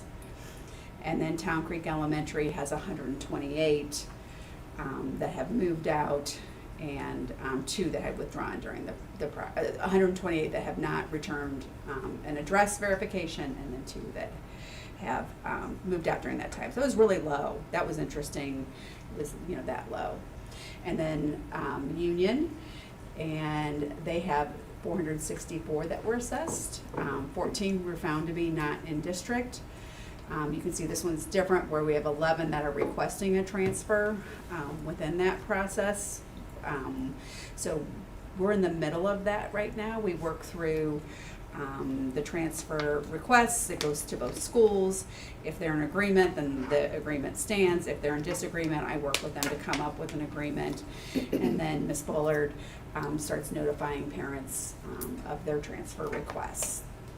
And then the last school was Virginia Williamson, and they were able to receive verification from all but 6 of their families. 9 were out of district. They had 7 that had moved out during the process, and 2 families were requesting of that 9 to remain at Belleville. The unaccounted students. You said Belleville. They were I'm sorry, requesting to Virginia. remain in Virginia Williamson. Yeah. So of the families, for example, and I'm going to go back to one of the larger ones here, Town Creek Elementary, we have 128 students that we have not received verification. Since I worked with the schools on these numbers, because it's a moving target, because they're still contacting these families. So they are doing another letter that talks about the process and phone calls. The process for them, when we return in August at open house, I think many of you know in elementary, we put class lists on the walls and you go find and you go meet your teachers. Those students will not be assigned to class lists. They will be reporting to the office for their address verification.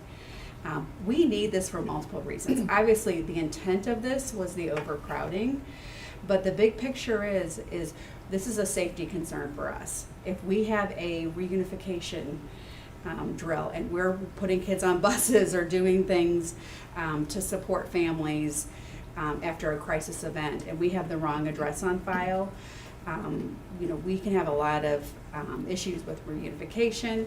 We can also have students that are in situations that are not safe, which obviously we look through with our social workers and our counselors with home visits and those kinds of things. So this is a great exercise for us to monitor. I don't see big false responses in our community, which was our primary concern.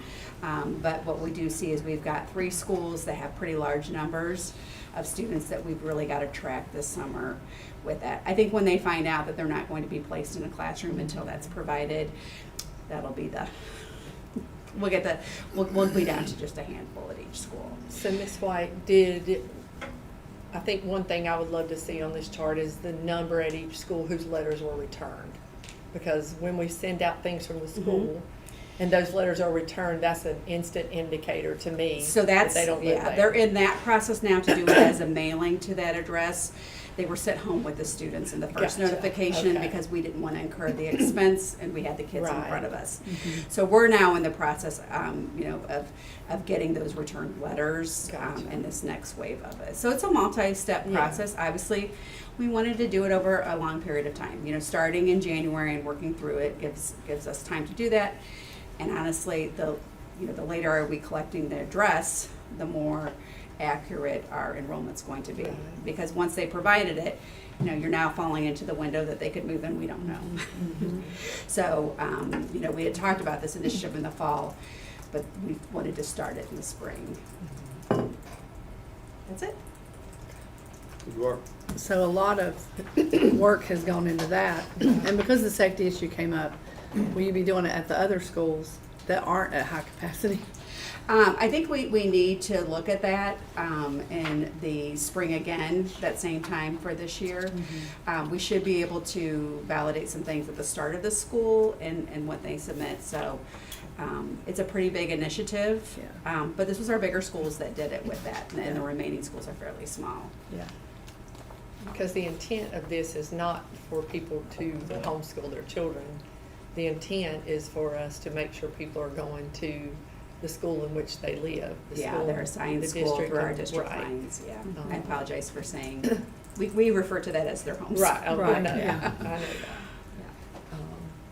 So, okay, any other questions? Thank you. Thank you.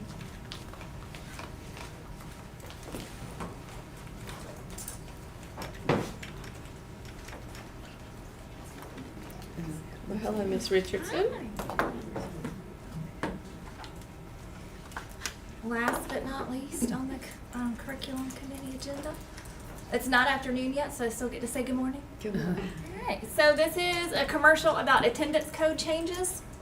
So I get to be the person who tells you about it. I'm not responsible for it, so I just wanted to make that clear out the gate.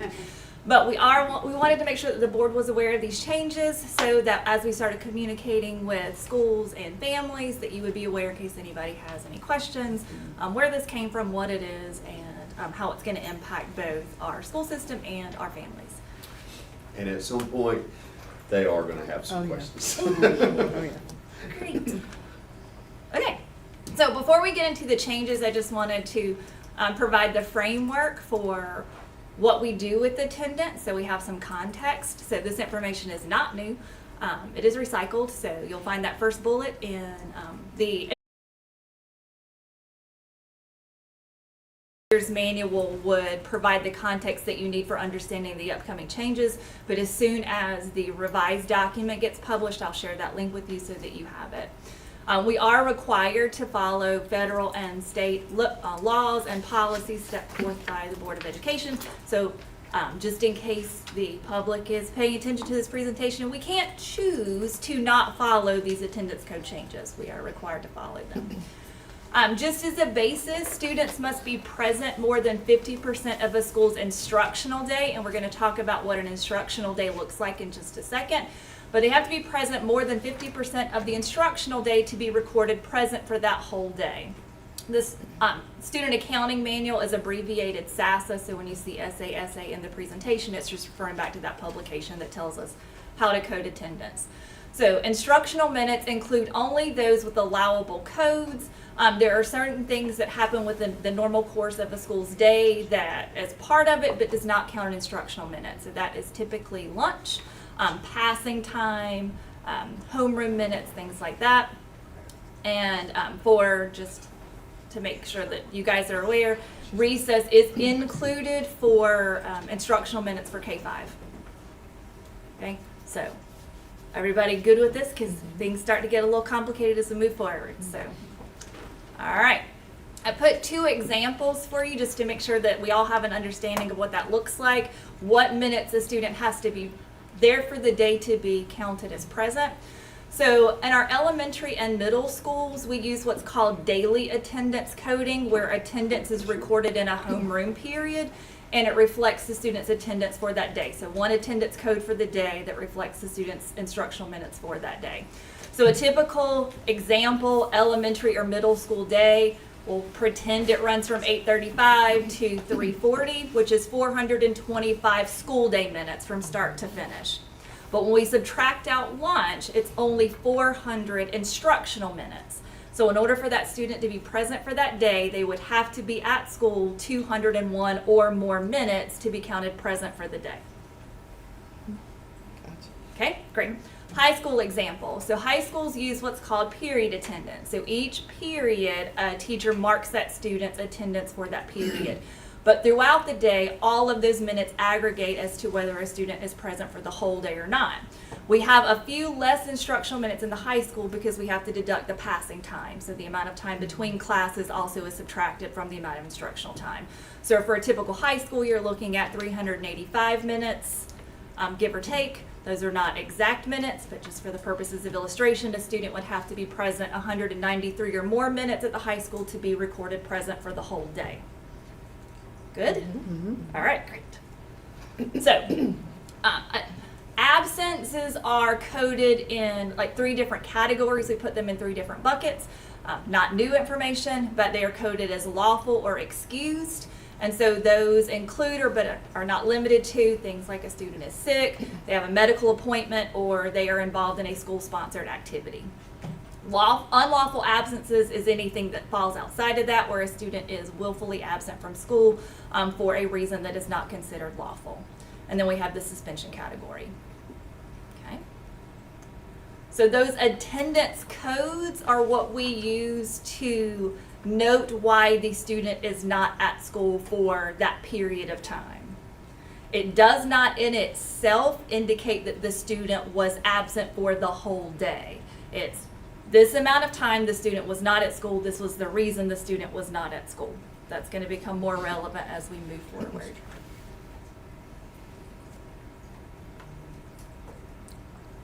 All right. So, before we move on to what is changing, is there any general questions about how we code attendance, why we code attendance? Great. So this is what is changing. So late arrivals, a student is tardy to school, or early checkouts are going to be calculated as absent minutes. And those absent minutes are going to receive one of those codes, either lawful or unlawful. All right, so we talked about that in order for a student to be present for the day, they have to be there for at least 50 or more than 50% of the day. So the inverse of that is also true. So if a student's aggregate absent minutes is more than 50% of the instructional day, the student is absent for the day. Right? So to illustrate that point, we've got 2 examples for you. So in this example, we're going to pretend that our little friend was not feeling well that morning, got a late jump, and arrived at school 30 minutes late. So got to school at 9 o'clock. Called home, wasn't feeling well. Mom's going to take kid to the doctor at 12:30 for a doctor's appointment. So where the math gets a little tricky is that when you look at the physical amount of time the student was at school, it's 210 minutes. So we know from that previous example you needed at least 201 minutes to be present for the day. But because we have to subtract out the non-instructional minutes, that lunch period, the student was only present for 185 instructional minutes for the day, so the student is then absent for the day. Okay? Good with that? All right. So, one of the things we want to make sure that the public or families are aware of is that the way that the system tracks attendance is it's not possible for school staff to be able to provide a specific time that students can be taken out of school and still be marked present for the day. So we've been, it's nice to be able to say if you stay until 11:35, you're present for the day. But we can't do that based on when the student, those non-instructional minutes are subtracted from the student's time at school. All right? So you see the rub of that change? Mm-hmm. That's a pretty big change. So here's the high school Because example. elementary, if you got the difference of 12:15, you're present for the day, Uh-huh. whatever, 12:10. But we whatever. can't, And that may not be Well, we true can't say depending that. on when lunch falls and Yeah. when the student arrives and when the student leaves. It- So you're saying currently if they arrived at 10 and then they left at 12:15, they were counted as present? No, they would have been absent. So Well, then what's the typically, difference? a lot of times families will say, like, I need to schedule a doctor's appointment. If I schedule the appointment at noon, will my kid be absent for the day if I check them out at 11:30, if they've been there the whole day? So we can't provide that specific time that they could schedule that doctor's appointment and the student be counted or present for the day. Amanda, one thing that resonated with me is that child's lunch time is different. That's right. So that's where, as a front desk, someone working front desk or principal, having to calculate for every individual kid is not really at all possible. And risk giving out the Could they wrong do it? information. Correct. Yeah. especially at a high-capacity elementary school, of which we have 6, and you have 4 lunches. You know, that is different for Lunch all room. 4 of those groups. That's tough. That's a tough one. Yeah. The high school example, this is a overly simplified high school block schedule. It just is looking at 90-minute periods and a 25-minute lunch with no passing time in between. Because I don't do math on the spot well, so we're just gonna roll with that. We're gonna pretend that that's our high school schedule. Okay, so we've already talked about attendance is coded in every period. In this example, we're gonna pretend that a student arrives at 9:45 a.m. because they went to a doctor's appointment or a dentist appointment. So, first period makes sense. We're going to code the student as absent for that period, and we're going to use the attendance code medical dental appointment, which is a lawful absence. So they missed all of first period. It's coded with that lawful attendance code. The student was absent 15 minutes of period 2. We will still have to code second period with that same absence code of medical dental appointment, even though the student was only not there for 15 minutes. So when the student comes in and the attendance clerk checks that student in, it's going to show an absence code for second period, even though the student was there more than half of that period. So those absence minutes will still aggregate for that student throughout the day to determine if that student was absent for a whole day or not. Again, same scenario exists in the high school where it's not possible to be able to tell an individual parent what time their child can be checked out that day in order to be marked absent or present for the whole day.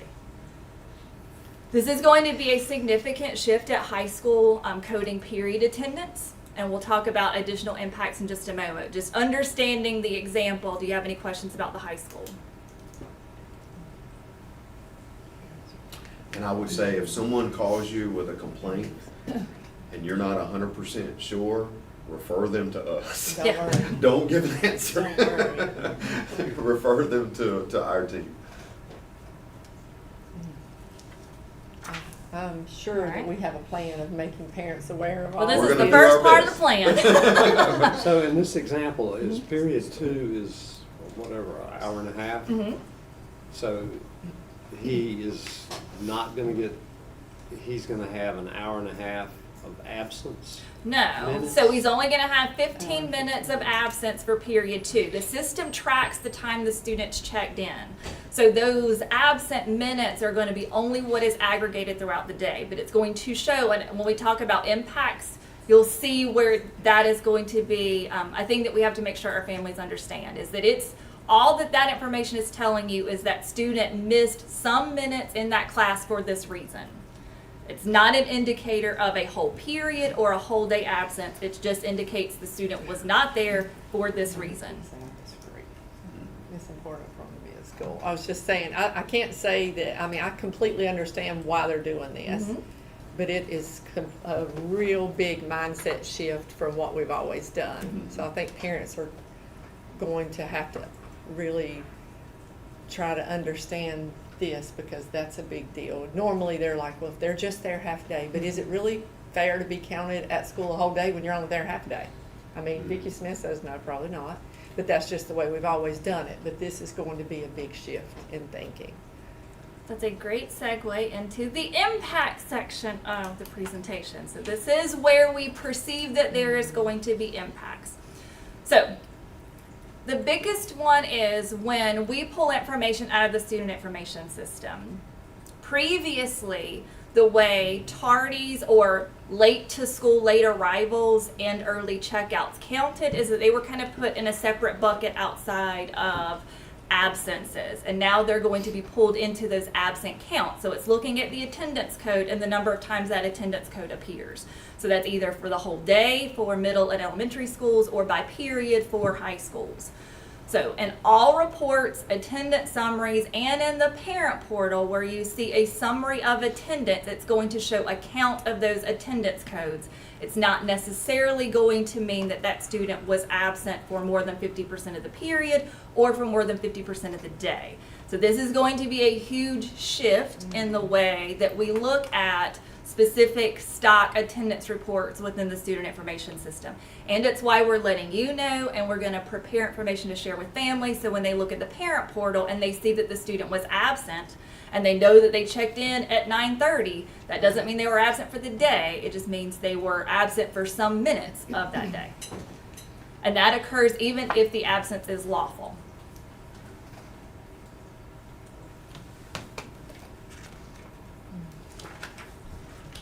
We anticipate shifts or impacts to the reports that we use. So the good news, like Ms. Smith mentioned, is that when we report out absence minutes, those are going to truly reflect the number of minutes that students are absent from our school. So that's going to be good.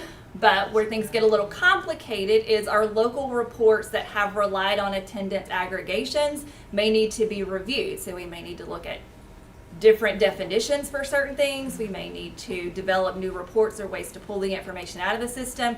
So where that might impact things like perfect attendance, or we are anticipating that there will be impacts to athletic eligibility because of the way attendance is being pulled or reviewed for athletic eligibility, and high school exam exemption opportunities. We also wanted to make the board aware that comparisons to previous year's attendance aggregations, including those that impact our strategic goals, will lack alignment when we present that information out in the future. We anticipate significant changes to our attendance calls.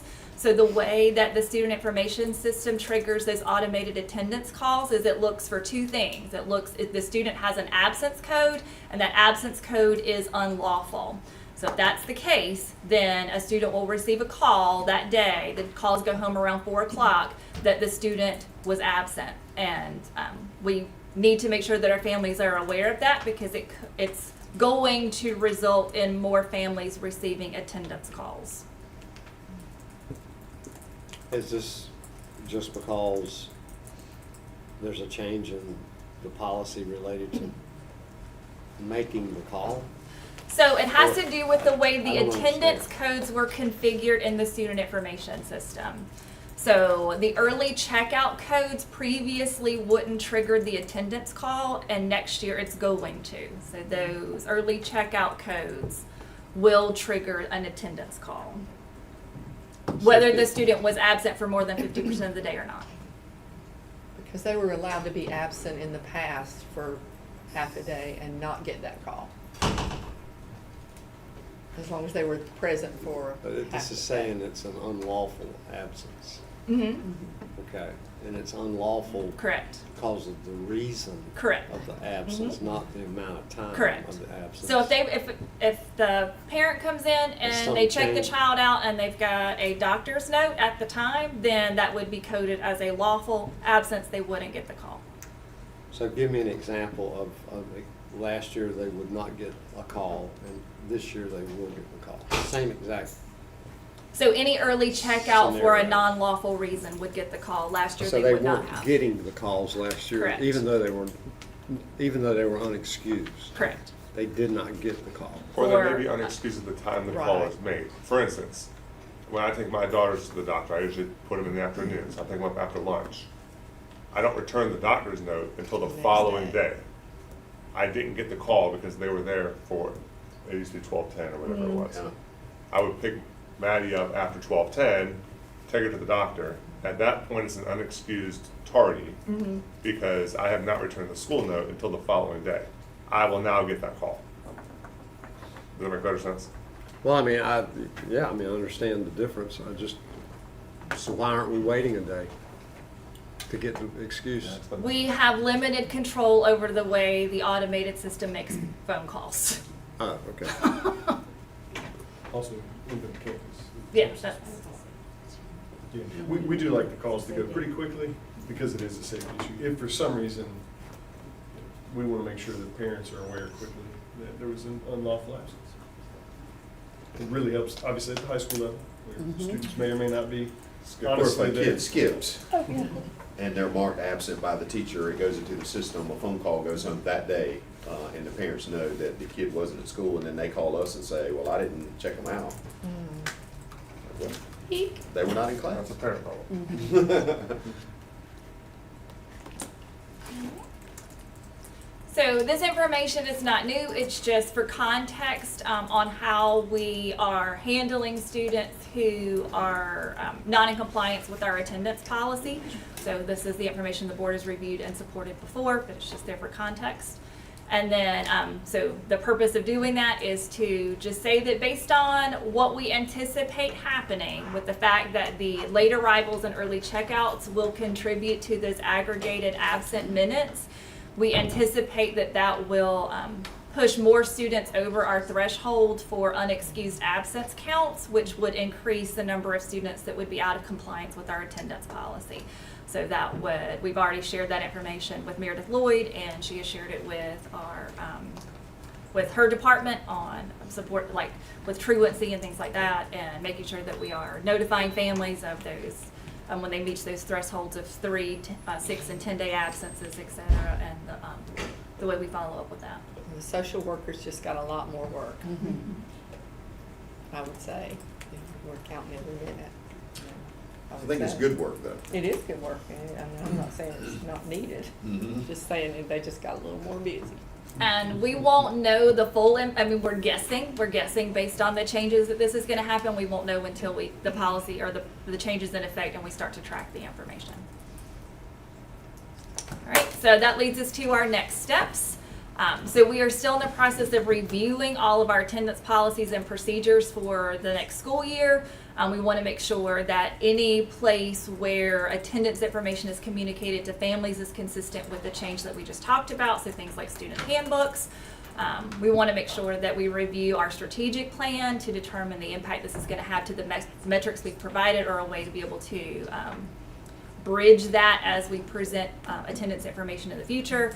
We want to make sure that our data managers, attendance clerks, or any other person who has the additional responsibility of working with attendance in the system is aware of the changes, because what we have to have is consistent data entry. We can't have someone who makes a decision on what they think is the right call for the student. So this student's been here for more than half the period, so I'm not going to mark them absent. They've got to code the attendance so that the aggregate attendance minutes are accurate for that student. So we've got to make sure that everybody involved in that is aware of what this change is and how they are to account for students' absent minutes.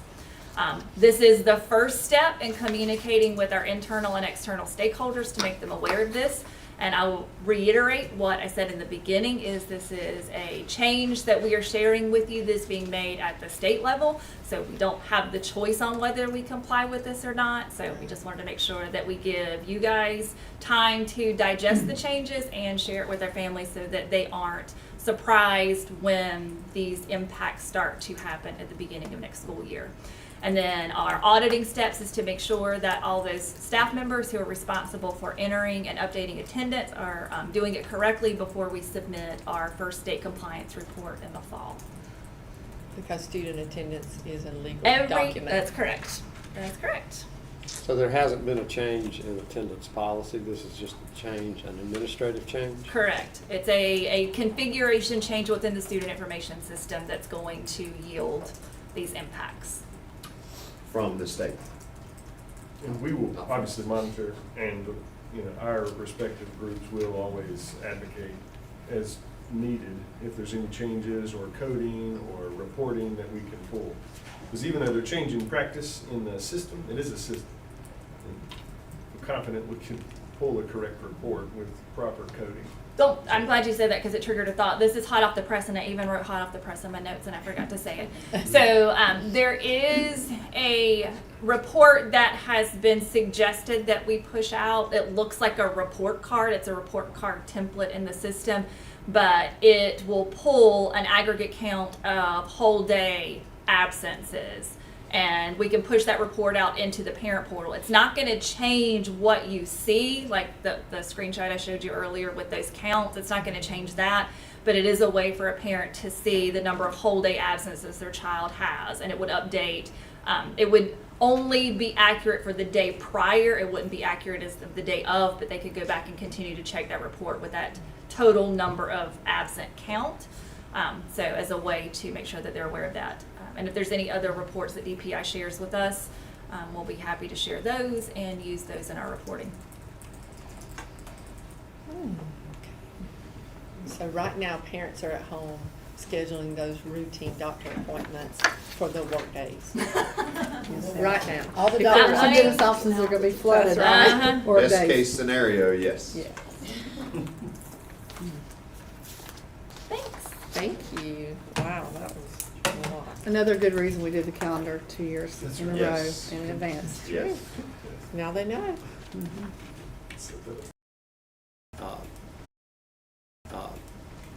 Board Member Cook is out today because of medical procedure, some surgery on her hand, and she will be back with us, I'm sure, at our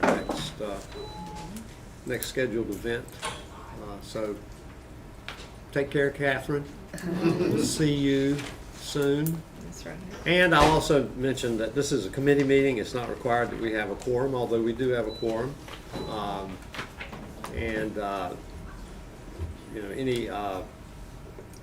We're not limited in what we can consider and the business that we conduct, even though we are missing two members today. All right. What's up first? I think Ms. Bear is up first. as part of Yeah, I was going to say, I operations. thought Miss Bear was, you don't look quite as good as Miss Bear, Mr. Here's that Smith. dealing. Deborah, Yes, sir. the floor is yours. Thank you. What I have for you today is we have a sole source procurement method that we need to seek approval from. We did this last year. We have Bogan intercom systems in our schools. We've had them for over 15 years or so. And we are upgrading those as time goes. And so when we go to put out RFPs for these systems, we're asking, because we've set a standard that we want all of our schools to have the same type of system. It's easy for us to manage.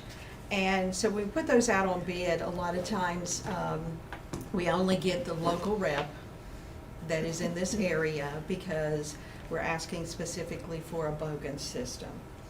So in the past, we have used the sole source procurement exception that the state allows, and this is General Statute 143, 129F. The exemption authorizes local governments to purchase without bidding when performance or price competition for a product is not available, when a needed product is available from only one source of supply, or when standardization or compatibility is the overriding consideration. So we are recommending that you approve and allow us to use that sole source for any of our Nyquist IP-based paging systems that we would upgrade in the coming year. Just a quick question. So I know in our bond, we have information about intercom systems. Yes, sir. So what's the connection here? Because I thought the bond says we're going to replace our intercom systems. Is that like down the road 10 years? I mean, I'm just trying to understand. It looks like we're, you know, are we going to be using Bogan? Is this just a totally separate? Not separate at all. This is just establishing the method as to how we would purchase those systems and deploy them with those bond dollars if they are approved. Okay. So there's some preliminary work we'll be doing just to keep our systems up and going the way they need to go. And we will be moving forward, it sounds like, with the same type of system. So this is just kind of the continual flow of where we are now, moving into where we will be in the future. So will we be doing sole source procurement for the bond intercoms? Or If the bond is approved, which I expect that it will, we want to be able to hit the ground running with our purchasing and installation and implementation of those intercom systems. And so this is a part of setting all of that up. okay. All right. And so what are you asking for us today? To authorize us to use the sole source procurement method that general statute allows us to do. And that for this we are vendor. we're currently using for this same purpose? Yes. Yes. Yeah. Right. And this is for consent? Yes, Okay. for consent. Does everybody consent? Fine. Okay. Thank you, Ms. Beck.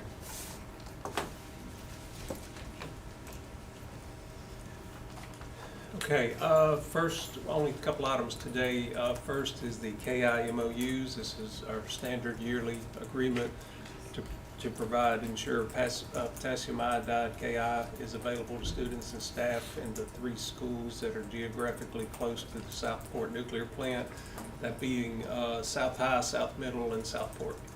And this is just a memorandum of understanding that defines both parties' responsibilities, signed by the principals and the superintendent, and communicated to all the parents. And we're putting this on consent? This will be a consent item, yes, sir. Okay. I believe we agree with that. Absolutely. And the second one, our GFL contract, this is a little change. We, in the past, have actually just made payments to GFL for services. We've never had a contract with them. They came to us and we're going to raise prices this year. So we met with them and negotiated, and they agreed that if we would enter a contract with them, that they would leave our prices the same for the upcoming year. And I do have that amount. What's the term of the contract? It's yearly. It's an annual? Yes, sir. Okay. It can be voided after each year, but I mean, they're the only game in town, so Yeah. I'm not sure Yeah. what other options we could use there. I don't want to have to do it. And we can't leave it undone, so No. we can't. Yeah. We do still do our recycle program. The county still comes by each facility and picks up those recycle baskets at each school. So that's not included as part of this. They handle that for us. But anyway, we're asking for a consent item to approve a contract with them for 1 year for $387,747, which is the same amount we paid exactly last year. Yeah. You know, Larry, when I saw this in our packet, I thought, that's a typo there, right? Isn't that supposed to be golf contract with Larry Spring? Like a GOLF? You're hitting a nerve, fellow board members. So, board members, you've heard, Fix that one. We're using the same services from the same company at the same price. It's just now we have a contract Yep. for a year as Yes, opposed yes, sir, to in the that's correct. past. So we'll advance that as a consent item. All right, that's all I have today. Thank you. Thank you. Sure. So this would be a good time if you. Yeah, you introduce it.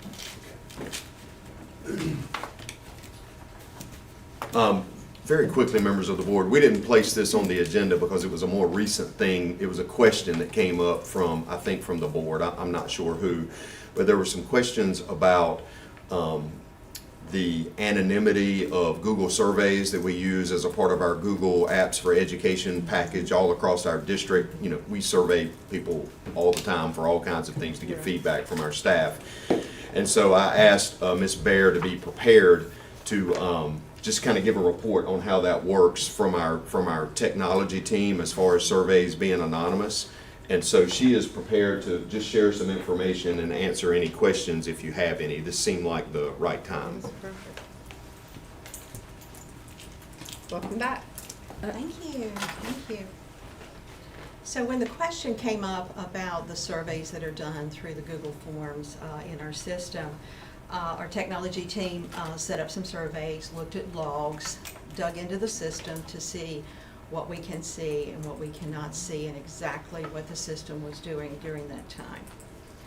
So I know when these surveys go out, a lot of users may be concerned that the system may ask them to log in. And they think that that would allow folks to know who they are. We found that what the system is doing is it's just asking you to log into Google because you're not currently logged into Google. To access that form, you must be. Has nothing to do with when they start work. They may not answer a survey to 3 o'clock in the afternoon. There is no correspondence between any of that to identify when a form is completed. In our filtering, it's just going to go to forms.google.com. We do not get into the details of which form in our filtering. Google is whitelisted because we use Google so much. So we don't have the detail of anybody going to a particular form. When a form is set up, there is a chance that the person setting up the survey may ask so many questions that they are forcing the individual to identify themselves in some way by the way they answer those questions. It's only known to the owner of that survey that is receiving the responses. So an individual's identity may become known to them, but nobody has access to that. What do you mean? The person that set up the form has access to it. Yeah. If you ask questions about their position or about So like their if the survey title. questions are, what office number do you work in? You know, if that's a survey question and you answered that, Yeah. then Or- that could possibly be Yeah. used to identify, but you would know that as the respondent and you just wouldn't answer it. Yeah. You know, and so I think that's what we're getting at is like the form that it populates is not connected to the person that's filling it out.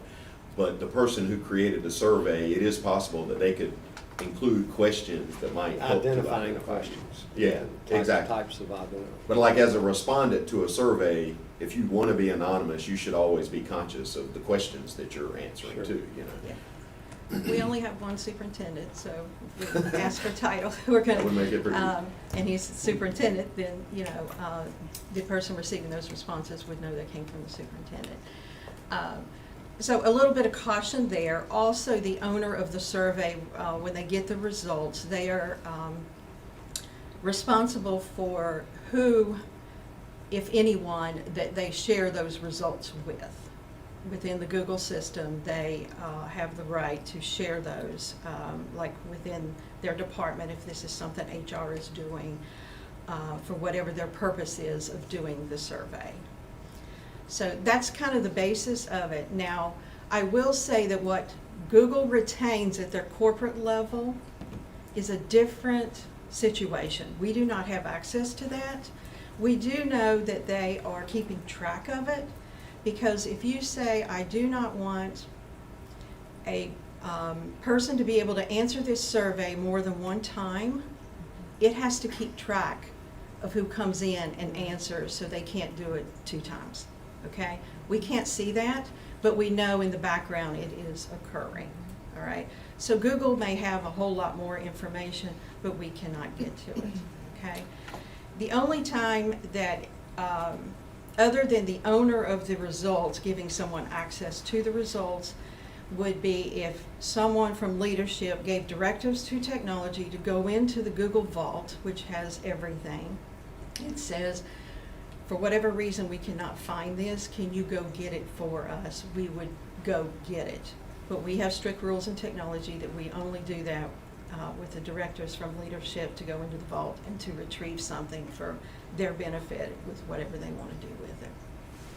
But if So- we asked you to find out which principal filled out a survey form that was marked anonymous, you are not capable of doing that. I cannot give you that information. I cannot. Now, You are Google- unable to, or you are, Unable to. you cannot do it from the standpoint of you don't have access to that information. The information is not in there for me to Okay. get based on what we looked at. Now, Google corporate headquarters would probably be able to do that, but they have their own privacy rules, and they're not gonna share that unless it comes from law enforcement, from an active investigation, or like national security. So, I we, think that'd be a fair statement. Yeah. I mean, we are Google admins, so we can administer the Google system to all of our users. We can't see any of that at all. But what questions do you have? Well, I mean, what would you say in terms of a respondent's confidence in the level of anonymity that they have? I mean, should they have a very high level of confidence that the survey they're taking, that their participation in the survey is anonymous? Yeah. I think at the beginning of the survey, it makes a statement there where it's not recording email addresses. If it's telling you that, then you are definitely safe there, because that is the only thing the system is going to know. And if it's not recording it, we can't see it. Nobody can go back and get it. And so the surveys that we do are all Google surveys. Is that true? We don't. It's nothing that we're doing in-house. I can't speak to every survey that's ever done. I mean, we have the survey teachers that comes from the state, so. Well, I said that we do. We do. Mostly, I would say the only other thing we use is Doodle polls to schedule events. It's one of the only things I can think of. But I would say Google is 99% of the surveys that we do. Okay. And so if we are using a Google survey, is that what it's called, a Google yeah, survey? Google form. Google form, Google survey.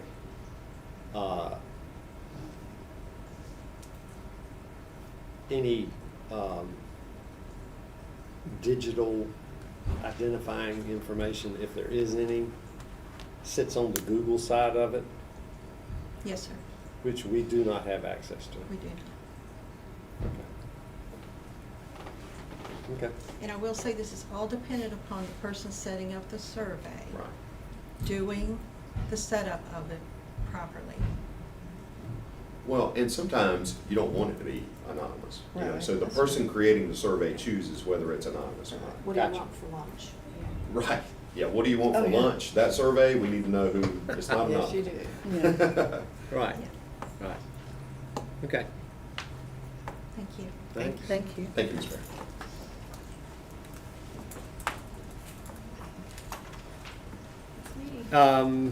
That concludes our Ops Committee business, and then I guess we are now turning it over Okay, so we'll to call. Ms. Moffitt. We'll move into the Finance and HR Committee reports, and we have Ms. Weesey. Hi, good morning. Good morning. How are we starting, Tori? I need you to wear that outfit back next month. I'll do it. When we're in our red, white, and blue. I am mentally, I am cruising out of this year-end closeout, this fiscal Okay. year closeout, and heading right into the holidays. Yeah. So, if I start singing the Star Spangled Banner in the middle of I'll this, sing it just with you. It'll turn be off the okay. microphones, please. Yeah. And we're gonna get a state budget this week. I'll cross my fingers, but I'm not holding my breath. We're gonna get, I'm speaking it into existence. We're gonna get a state budget this week. So let me just start by saying, I'm gonna ask for these all to be approved today. So we are literally hoping to push the button this afternoon to close our fiscal year. So this would help us be able to do that pretty quickly. So state budget amendment number 7. These are all funds that have come from the state that we have either received additional funding, or as you can see with CTE, we did some ABC transfers, which we talked about this last week, where we have the ability to move money from one fund, from one PRC to another. This, the one for CTE, Dawn had some vacancy dollars available, so she used those funds, moved them from PRC 013 to 014 to be able to buy equipment for her classrooms. We did that through ABC transfer. The early college textbooks material account, they had some flexibility. They wanted to work some extra hours this summer. It was just a general, basically an accounting move. We allowed her to use her local dollars for those things, and we moved her early college high school funds into a textbook account so we could pay for some of her books. So they're just no loss of dollars to any program, just a different way of doing it to help facilitate their needs. We received some additional money for national board reimbursements for some of our teachers who did the national board program this year, and I think that is all that we have there. Transportation received some additional dollars for fuel as well. Child Nutrition Budget Amendment 1. We budgeted for them this year at the same level as last year, and as we headed into the end of the year this year, we realized they were really picking up in their summer meals. They've served over 250,000 meals since the end of the school year, so they are continuing to make purchases to feed the summer feed, spring, our breakfast and lunch. So we needed to budget additional funds to get them through this month and the invoices that will come through next month for this year's purchases. So that is the addition of that.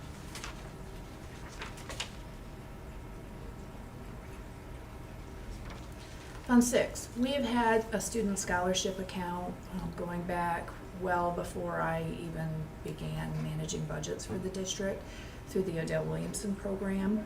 They do an oratorical contest every year and then allow for scholarships for students from that. We have come to the end of that funding and spent that out. So this was the remaining amount available in that account this year. They agreed that we award this funding to the students and zero out that account.